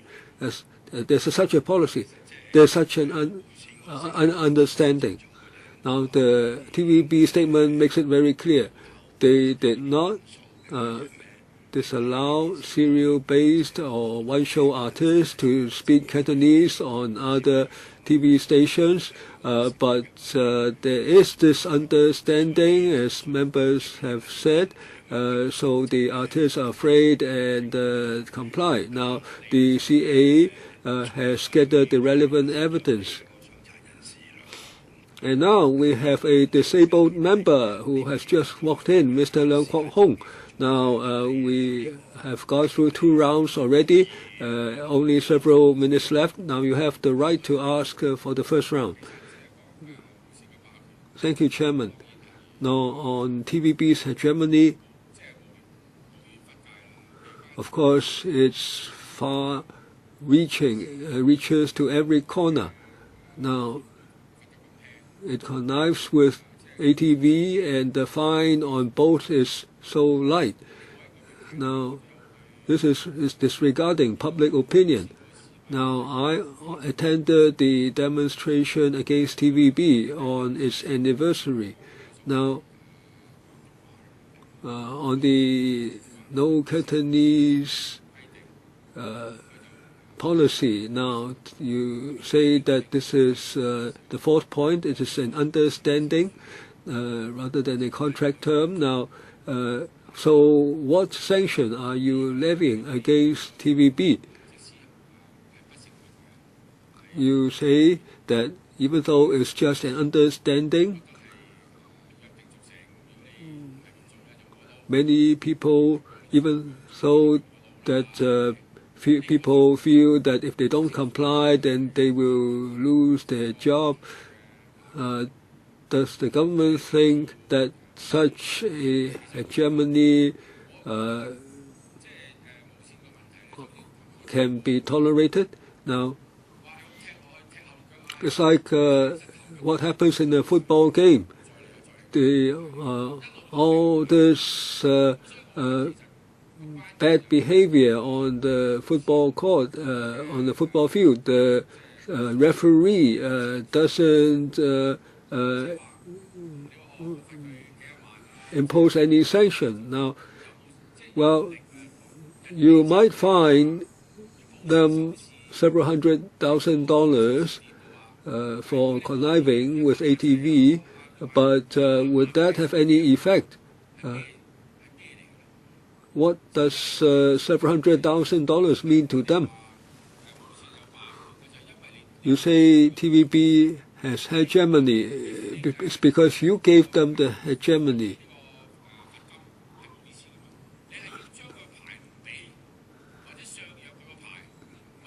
You have to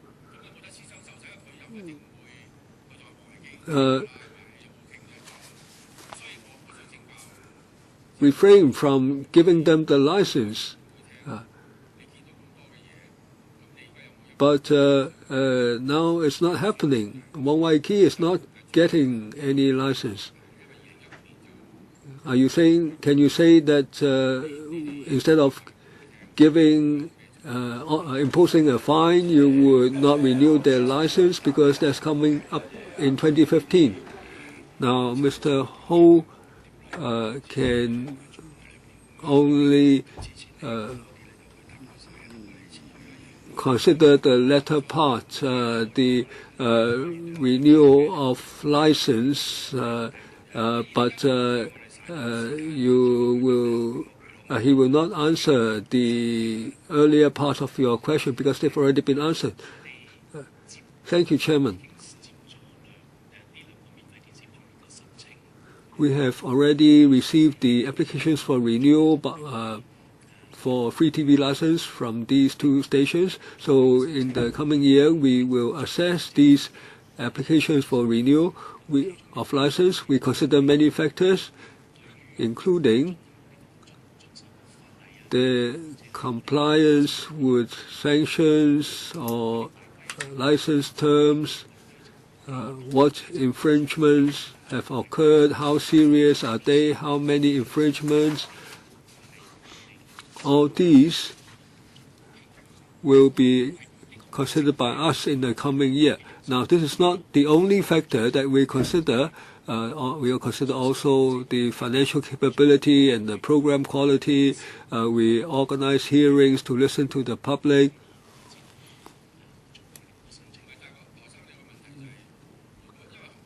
Mr. Ho, TVB is a huge organization. If you are able to withhold the license or reduce their business, now you can make a recommendation to the government. Now, the government only told us not long ago what you said. Now, today, can you tell us if TVB suffers some kind of demise? What will you do? Because Hong Kong cannot do without TVB. Are you saying that it would be a big deal if TVB's license is not renewed? Well, the time is up. Now, the chairman, maybe you can answer briefly.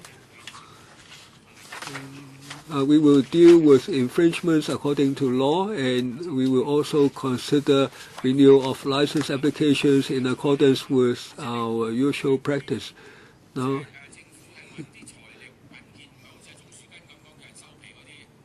will you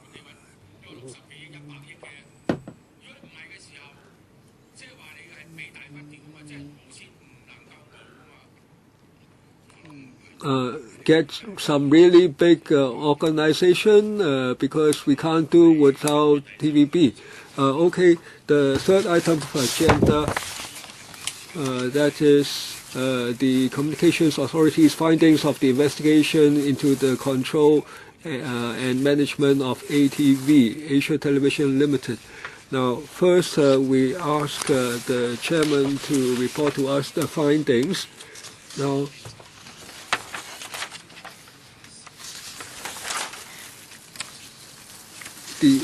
there is an allegation that Mr. Wong Cheng exerts control not in keeping with his capacity. Now, he is an investor. He is not a director, a shareholder, or a principal officer. So basically, he should not exercise control over ATV. Now, at the time, in 2010,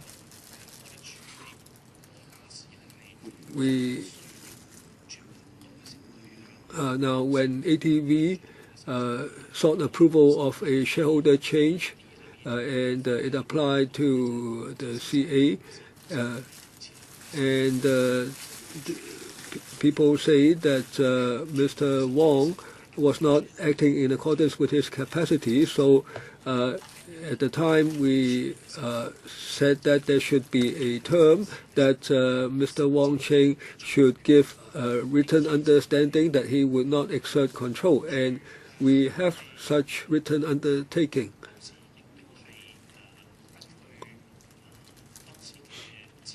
Now, according to the information at the time, we conducted a comprehensive investigation to see whether Mr. Wong exerts actual control on ATV. Now, according to our information and those we interviewed, we saw that Mr. Wong did infringe regarding his control over ATV.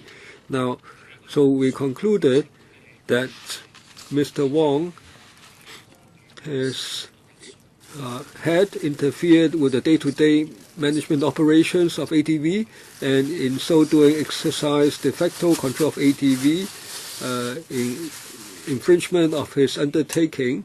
So this was an infringement of the license term.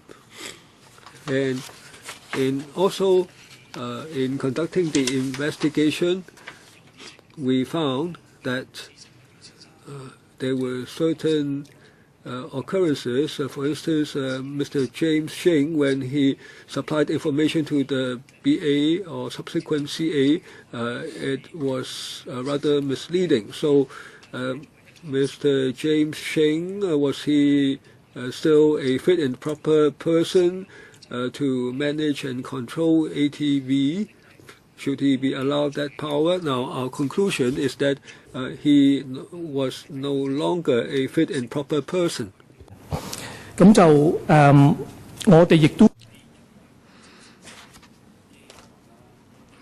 Because of Mr. Wong Cheng,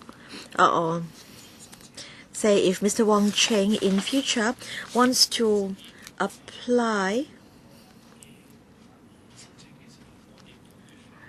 to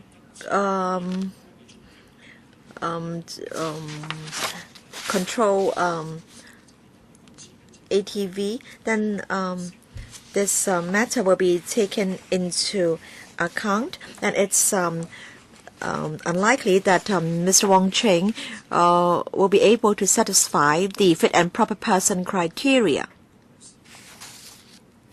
We urge ATV to improve upon its corporate governance and its corporate governance standards should be brought to a level which is expected of a licensee. And so because of the breach, ATV is fined $1 million, and then ATV is required to require Mr. James Shing to cease acting as a person exercising control because he can no longer satisfy the fit and proper person requirement. And then ATV has to ensure that Mr. Wong Ching will refrain from exercising de facto control of ATV, and then ATV has to take immediate rectification action to ensure that the management of ATV will not be performed by any persons other than the directors and principal officers of the ATV and persons duly authorized by ATV. And a proposed ATV needs to submit a proposal to the authority by a certain date, setting out in detail ways to improve its corporate governance, and ATV needs to submit an annual progress reports to the CA. ATV has already paid the fine of $1 million. We understand that ATV has lodged a statutory appeal by way of petition to the CEN Council with regard to the proposal to improve upon its corporate governance. Last week we received ATV's proposal. It's quite a lengthy document. The Secretariat is now studying the proposal to see whether it fulfills our requirements. Claudia Mo, Chung-kai, Emily Lau, anyone else? And also Leung Kwok Hong and Elizabeth Quat. 4 minutes for each member. Claudia Mo. I want to once again thank the CA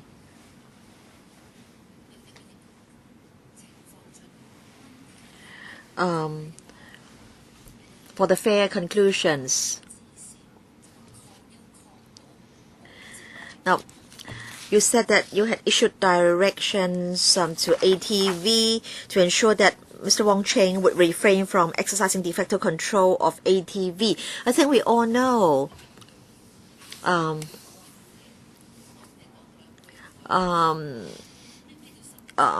what this means. What is meant by de facto control? A boss may say a few words to the subordinates, and the subordinates understand his intentions. So, of course, and I want to know, what if ATV repeats this act? Will the license be suspended? And concerning Lui King Pan replacing James Shing, he used to work in Ta Kong Pao, and previously he was involved in a certain ATV program, and one episode attracted tens of thousands of complaints because in the program the scholarism members were smeared severely, and in fact the position adopted in that episode was extremely biased. So do you think replacing Mr. James Shing by another person will solve all the problems? Mr. Ho. Now we want ATV to improve upon its corporate governance. We've asked ATV to provide us with reports, progress reports as well, and we will take follow-up action if necessary. We understand that the corporate governance of ATV affects its suitability to be a licensee. So I hope the members understand that we take the matter very seriously. We've received ATV's proposal. We've asked ATV to give us a proposal, and we will, and assuming that we accept the arrangements proposed in the report, we will still follow up to see that the proposals or the proposals are being implemented, and we do require ATV to provide an annual progress report.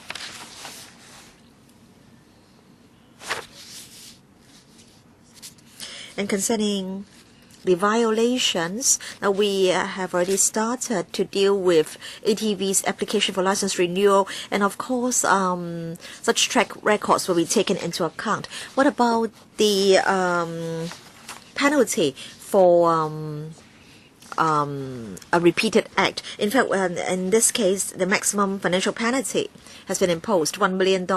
And if there is a repeated violation, we will have to assess the severity of that violation.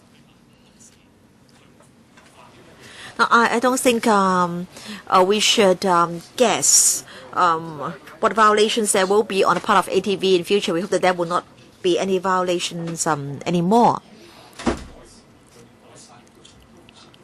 We've asked ATV to make improvements. If it doesn't, and if it repeats the same acts, then of course the penalties will be increased. In fact, under the law, we can give advice, and we can suspend the license. Or if we think it's a very serious breach, we can even invite the CE Council to consider cancelling the license. But we haven't really come to that stage yet. Mr. Chung-kai. Chairman, may I refer to paragraph 12 of the paper? It is said that the ATV has lodged a statutory appeal by way of petition to the CE Council.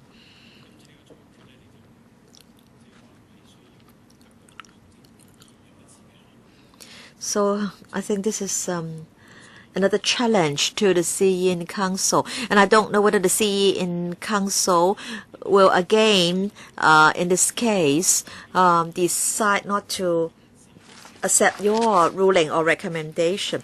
Now, because considering your ruling, you have A and B, and there are 4 points under B.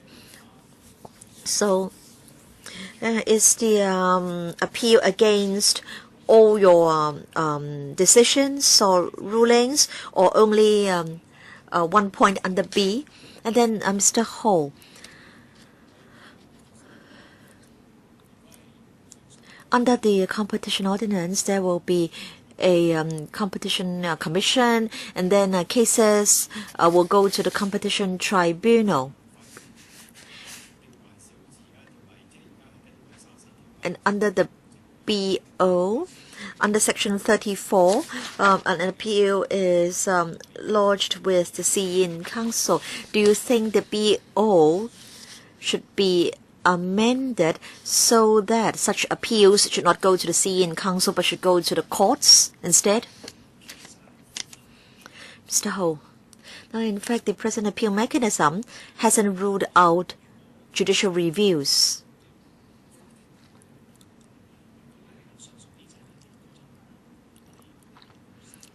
Now, courts do not encourage people to seek judicial reviews if there are appeal mechanisms in place. But then if the appeal mechanism is not appropriate in the case, then the parties concerned may seek a J-out. So the appeal mechanism doesn't rule out J-outs. But the competition ordinance is different.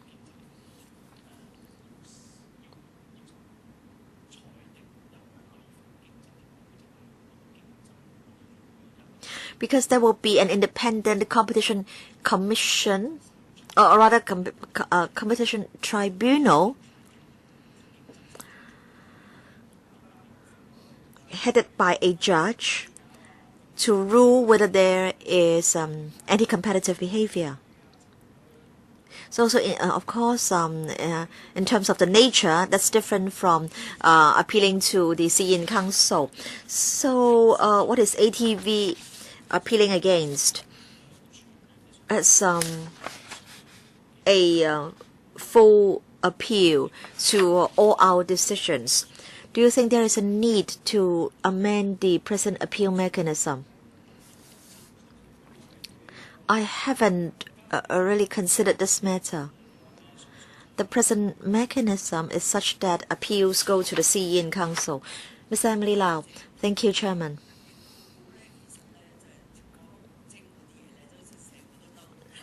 Now, in fact, concerning what Mr. Wong Ching has said, I believe there has been an outrage in society, and you are saying that the corporate governance cannot meet the standards expected of a licensee. Of course, that's the case. I think you are really extremely tolerant. Why is it that you haven't really considered suspending the license? I think Hong Kong people are extremely angry with this organization. Now, this organization has been fined $1 million, and ATV has lodged an appeal. In fact, these are very serious violations. During the investigation, Mr. James Sheng gave misleading information to the CA. What did he tell the CA? Did he lie to you? Why is it that you don't think that this organization should be given heavier penalties? So, at what stage will you consider suspending the license of ATV? Now, after investigation, we imposed a financial penalty. This is the highest level of financial penalty under the law. And I think it shows that we take a very serious view about the violation. And concerning fit and proper person, in the process of investigation, we saw that Mr. Sheng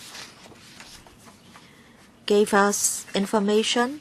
And concerning, in particular, the minutes,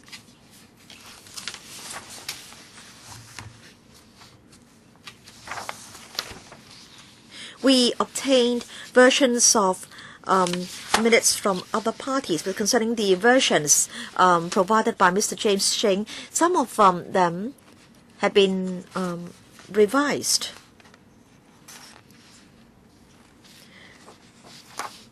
So we were of the view that Mr. Sheng provided us with inaccurate information. And our conclusion was that Mr. James Sheng was no longer a fit and proper person as defined under the law.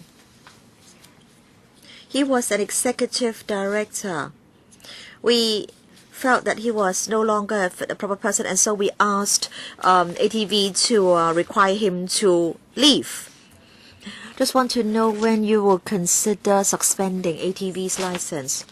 Now, of course, I do not want to see another violation on the part of ATV. But if unfortunately such violations recur, then we'll have to look at the severity of the violation. Now, the license may be renewed in 2015, and this panel will hold public hearings in early 24, and the administration will also hold public hearings. Now, I'm not asking about license renewal.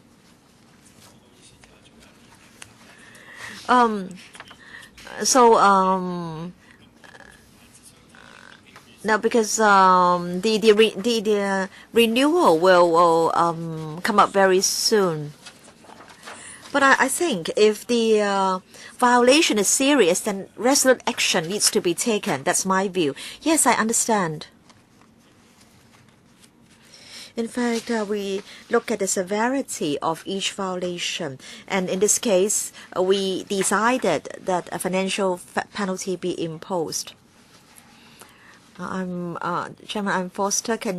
I am willing to go to hell. Give me 3 days.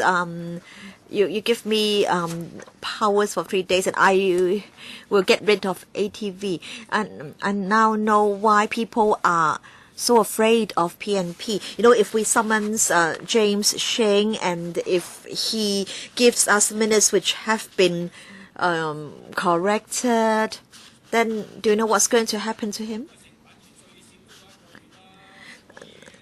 Because you know, when I was up in the public gallery and Mr. Tong Chiwa was here, I was in prison for 14 days. But I'm sure if Mr. James Sheng does that, he will be in prison for at least 1 month. But then without the Powers and Privileges Ordinance. No wonder why Mr. James Sheng provided you with such minutes. The fine was only $1 million. $1 million was a small amount to him. It was an amount that he could spend to call a girlfriend.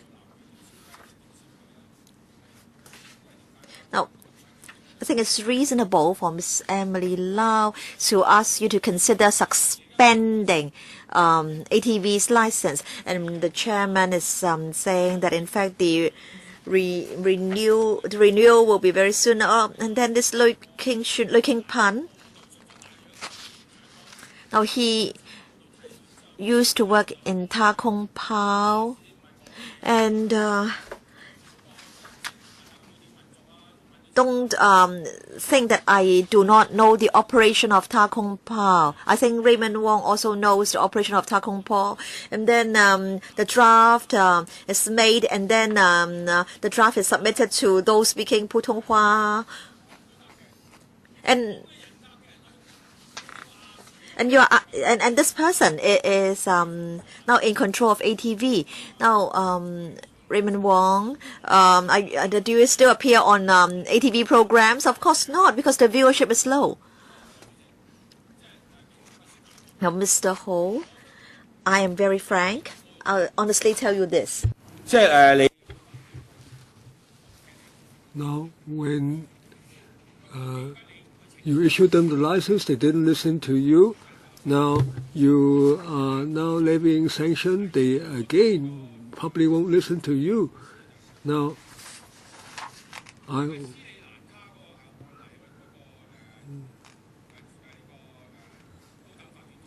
regarding the court case on Sri Lanka license, the court found that for a minister to control the issue of license, it's against procedural justice. And now we have C.Y. Leung. Now, do you think this system is a joke? Now, in another country, for a minister to rule regarding issue of license that was ruled unconstitutional. So how about Hong Kong? Chairman, now, well, he is not asking you to let him do your work for 3 days regarding the allegory to false. Now, regarding James Sheng, we do not think he is a fit and proper person, but regarding the licensee, it has also to be a fit and proper person. Now, to rule that a licensee is not a fit and proper person requires a high threshold.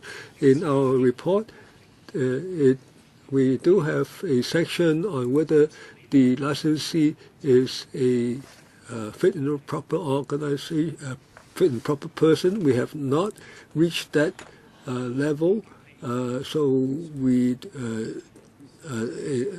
such a level as to rule ATV is not a fit and proper person. So we are not asking ATV to surrender its license, but we will consider this factor when the renewal comes up.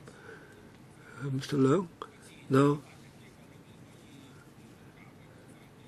when the natural person can do whatever he wants, then the legal person is certainly very much suspect. Now,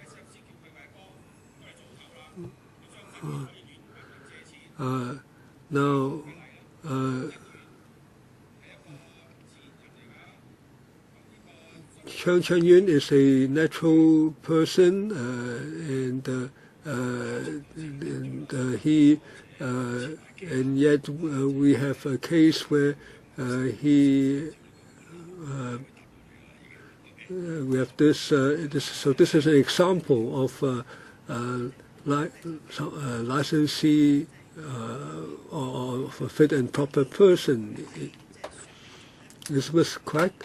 Now, on a high threshold, now how can a broadcasting organization, to what extent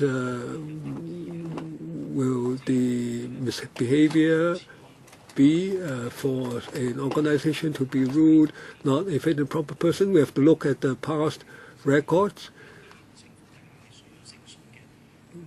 Now, where integrity is required, whether that standard was reached, we try to also see whether there was criminal record locally or abroad. So all these are definitions regarding fit and proper person under the law. Now, for a licensee organization, it's a legal person, not a natural person. Now, we may not be able to direct this, apply this directly, but if we are going to rule a licensee organization not a fit and proper person and that it has to surrender its license, we need stronger evidence. The threshold has to be higher. And this time we do not have the evidence reaching that threshold. Now, many members of the public are complaining about the quality of programs, repeat broadcasting of programs.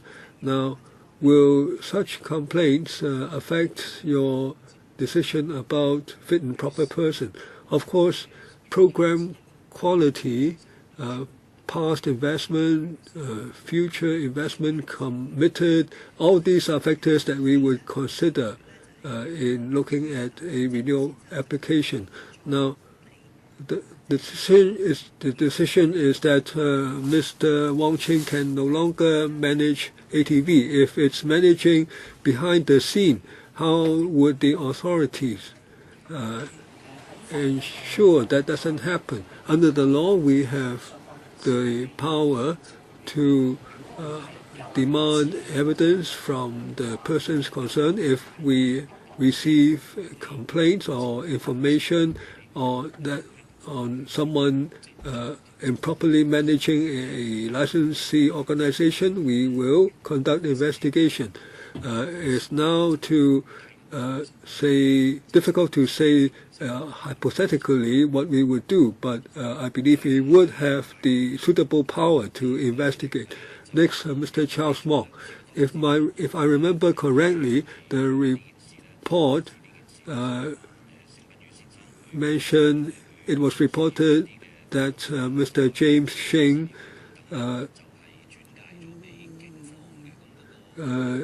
with regard to some meeting minutes, in that case, the case was referred to the police. Can you tell us more about that? Now, also regarding Wong Ching, now it's said that he has breached the undertaking not to exert control. But what if he repeats the offense? Now, you can only suspend the license of the company.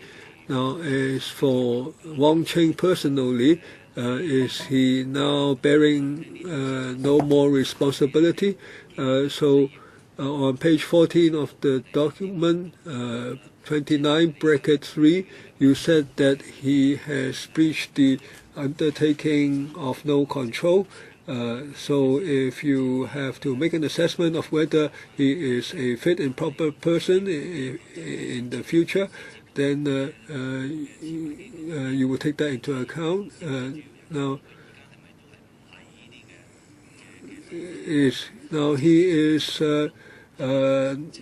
at present not in control of a licensee organization, so your ruling would have no effect because he's not doing this anyway. at present. So you will not suspend the license because that's against public interest. Is that the case? Well, we learned from the police that there was no further action taken by the police. It was a statement issued that they would not take further action. Secondly, you are right. Now, Mr. Wang Qing is not a principal officer or director under the law. Those would be the persons that exert control of a licensee organization. Mr. Wang was only an investor. Now, Mr. Wang has given undertaking is not only his personal undertaking but also an undertaking by the licensee organization. Now, ATV is now applying to have its license renewed. We believe it values its license. Now, an undertaking given through ATV is also an undertaking of ATV. Now, a breach of that undertaking would be a breach of the term of the license, and we would have sanctions for that. Now, in the case of Mr. Wang, who is an investor, now are there loopholes in the regulation that have to be remedied? Now, we regulate the licensee and those who exercise control, and we believe that it has been effective. Just as in this case, after the investigation, we found that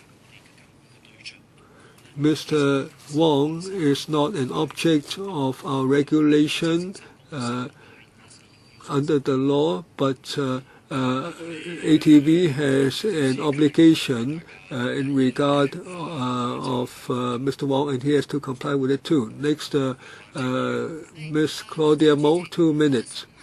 Thank you, Chairman. Now, for these cases,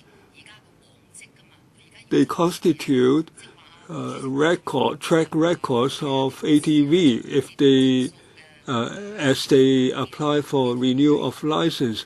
So whether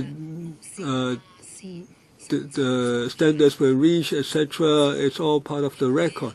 Now, will the criteria for renewal of license, will they be published? Say items 1 to 12 or whatever. Yes. Now I'm concerned that EXCO would add to those terms or criteria. We would go by the criteria that we list. Now there are many items, including, for instance, whether they have complied by the ordinance in that is their records, their ability to operate, their financial capability, and the technical capability, whether that's up to standard, and programs, program arrangements. For instance, certain specified programs, whether they have supplied them in full, cultural programs, current affairs, programs for young people, etc., and also promises regarding future investment. Now, Chairman, now we are all aware what these are. And do you include not being welcome or popular by members of the public, for example, low viewership? Now, one of the factors is public views. We'll carry out an opinion survey. In fact, in the interim review, we carried out an opinion poll. In fact, it was a door-to-door survey. The response rate was very high, and there will be public hearings. Members of the public can give their views during the public hearings, or they can write to us.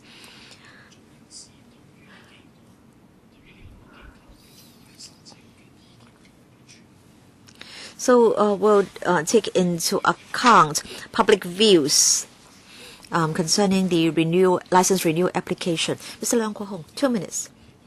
Now, Mr. Wong Cheng and these people are like the keepers of vice establishments, and we know who is operating the establishment. But then, in a legal entity, if someone plans or connives at the acts of a keeper, then I think action can be taken. Are you telling me that Wong Cheng and James Sheng got hold of a key and went to the conference room to attend the meeting? Wong Cheng had an office there, and he regularly talked to the staff.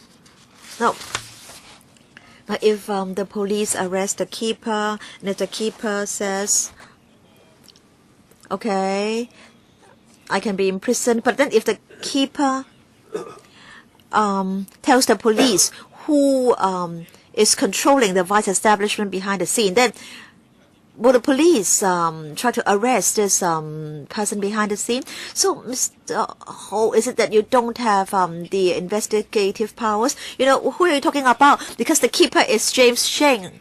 Wong Cheng is the person behind the scene. And then there's someone behind Wong Cheng, all right? But it seems that... so Miss Wong Cheng a keeper? Is he the keeper?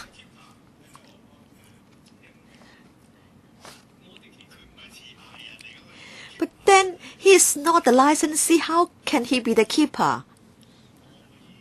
Yes, Chairman.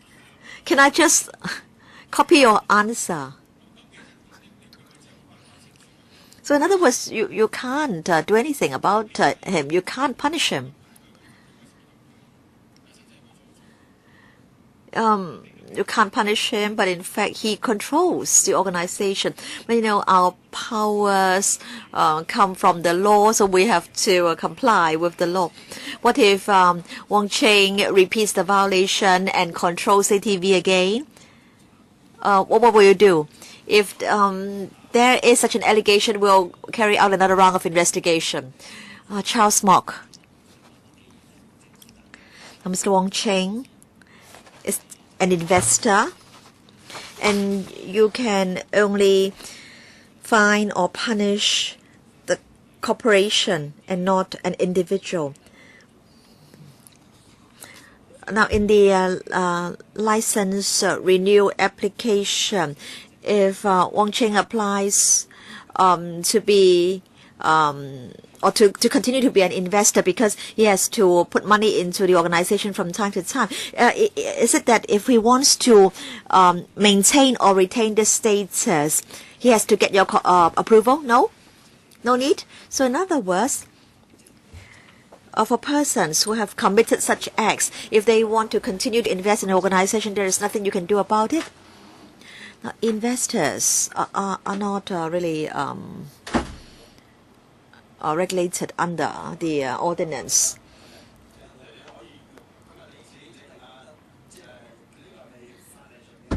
So maybe there's a loophole in the law.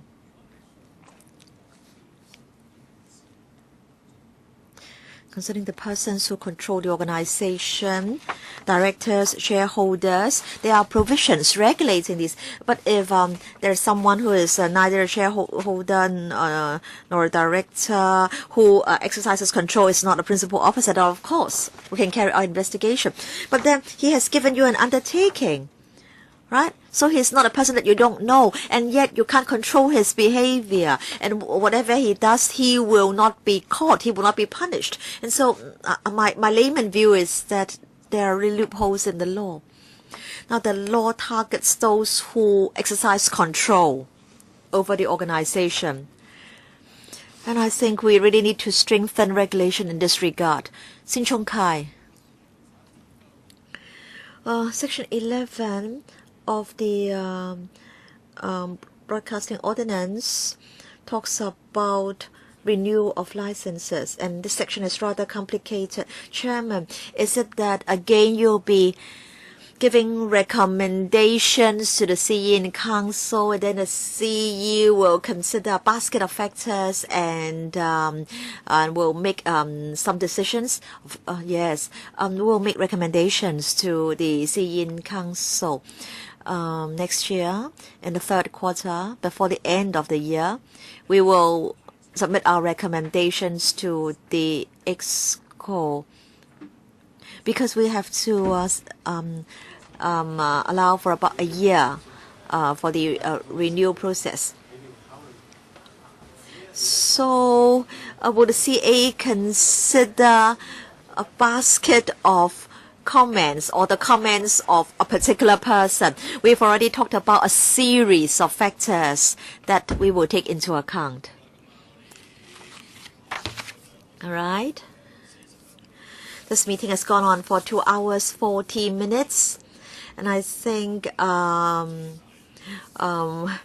all frustrated. We don't have any more questions, it seems. So we thank Mr. Ambrose Ho for coming to our special meeting. Although some members would have wanted him to answer questions under item 1. Concerning items 2 and 3, I want to say that I have been the chairman of this panel for a number of years, and I have been very familiar with broadcasting matters. And I think Mr. Ambrose Ho, as the chairman of the BN and the chairman of the CA, is or takes stronger and more resolute action than previous chairman of the BA and CA. I want to say that I've never seen a BA chairman who has done a better job than what Mr. Ho has done. So if there's no other business, the meeting is adjourned.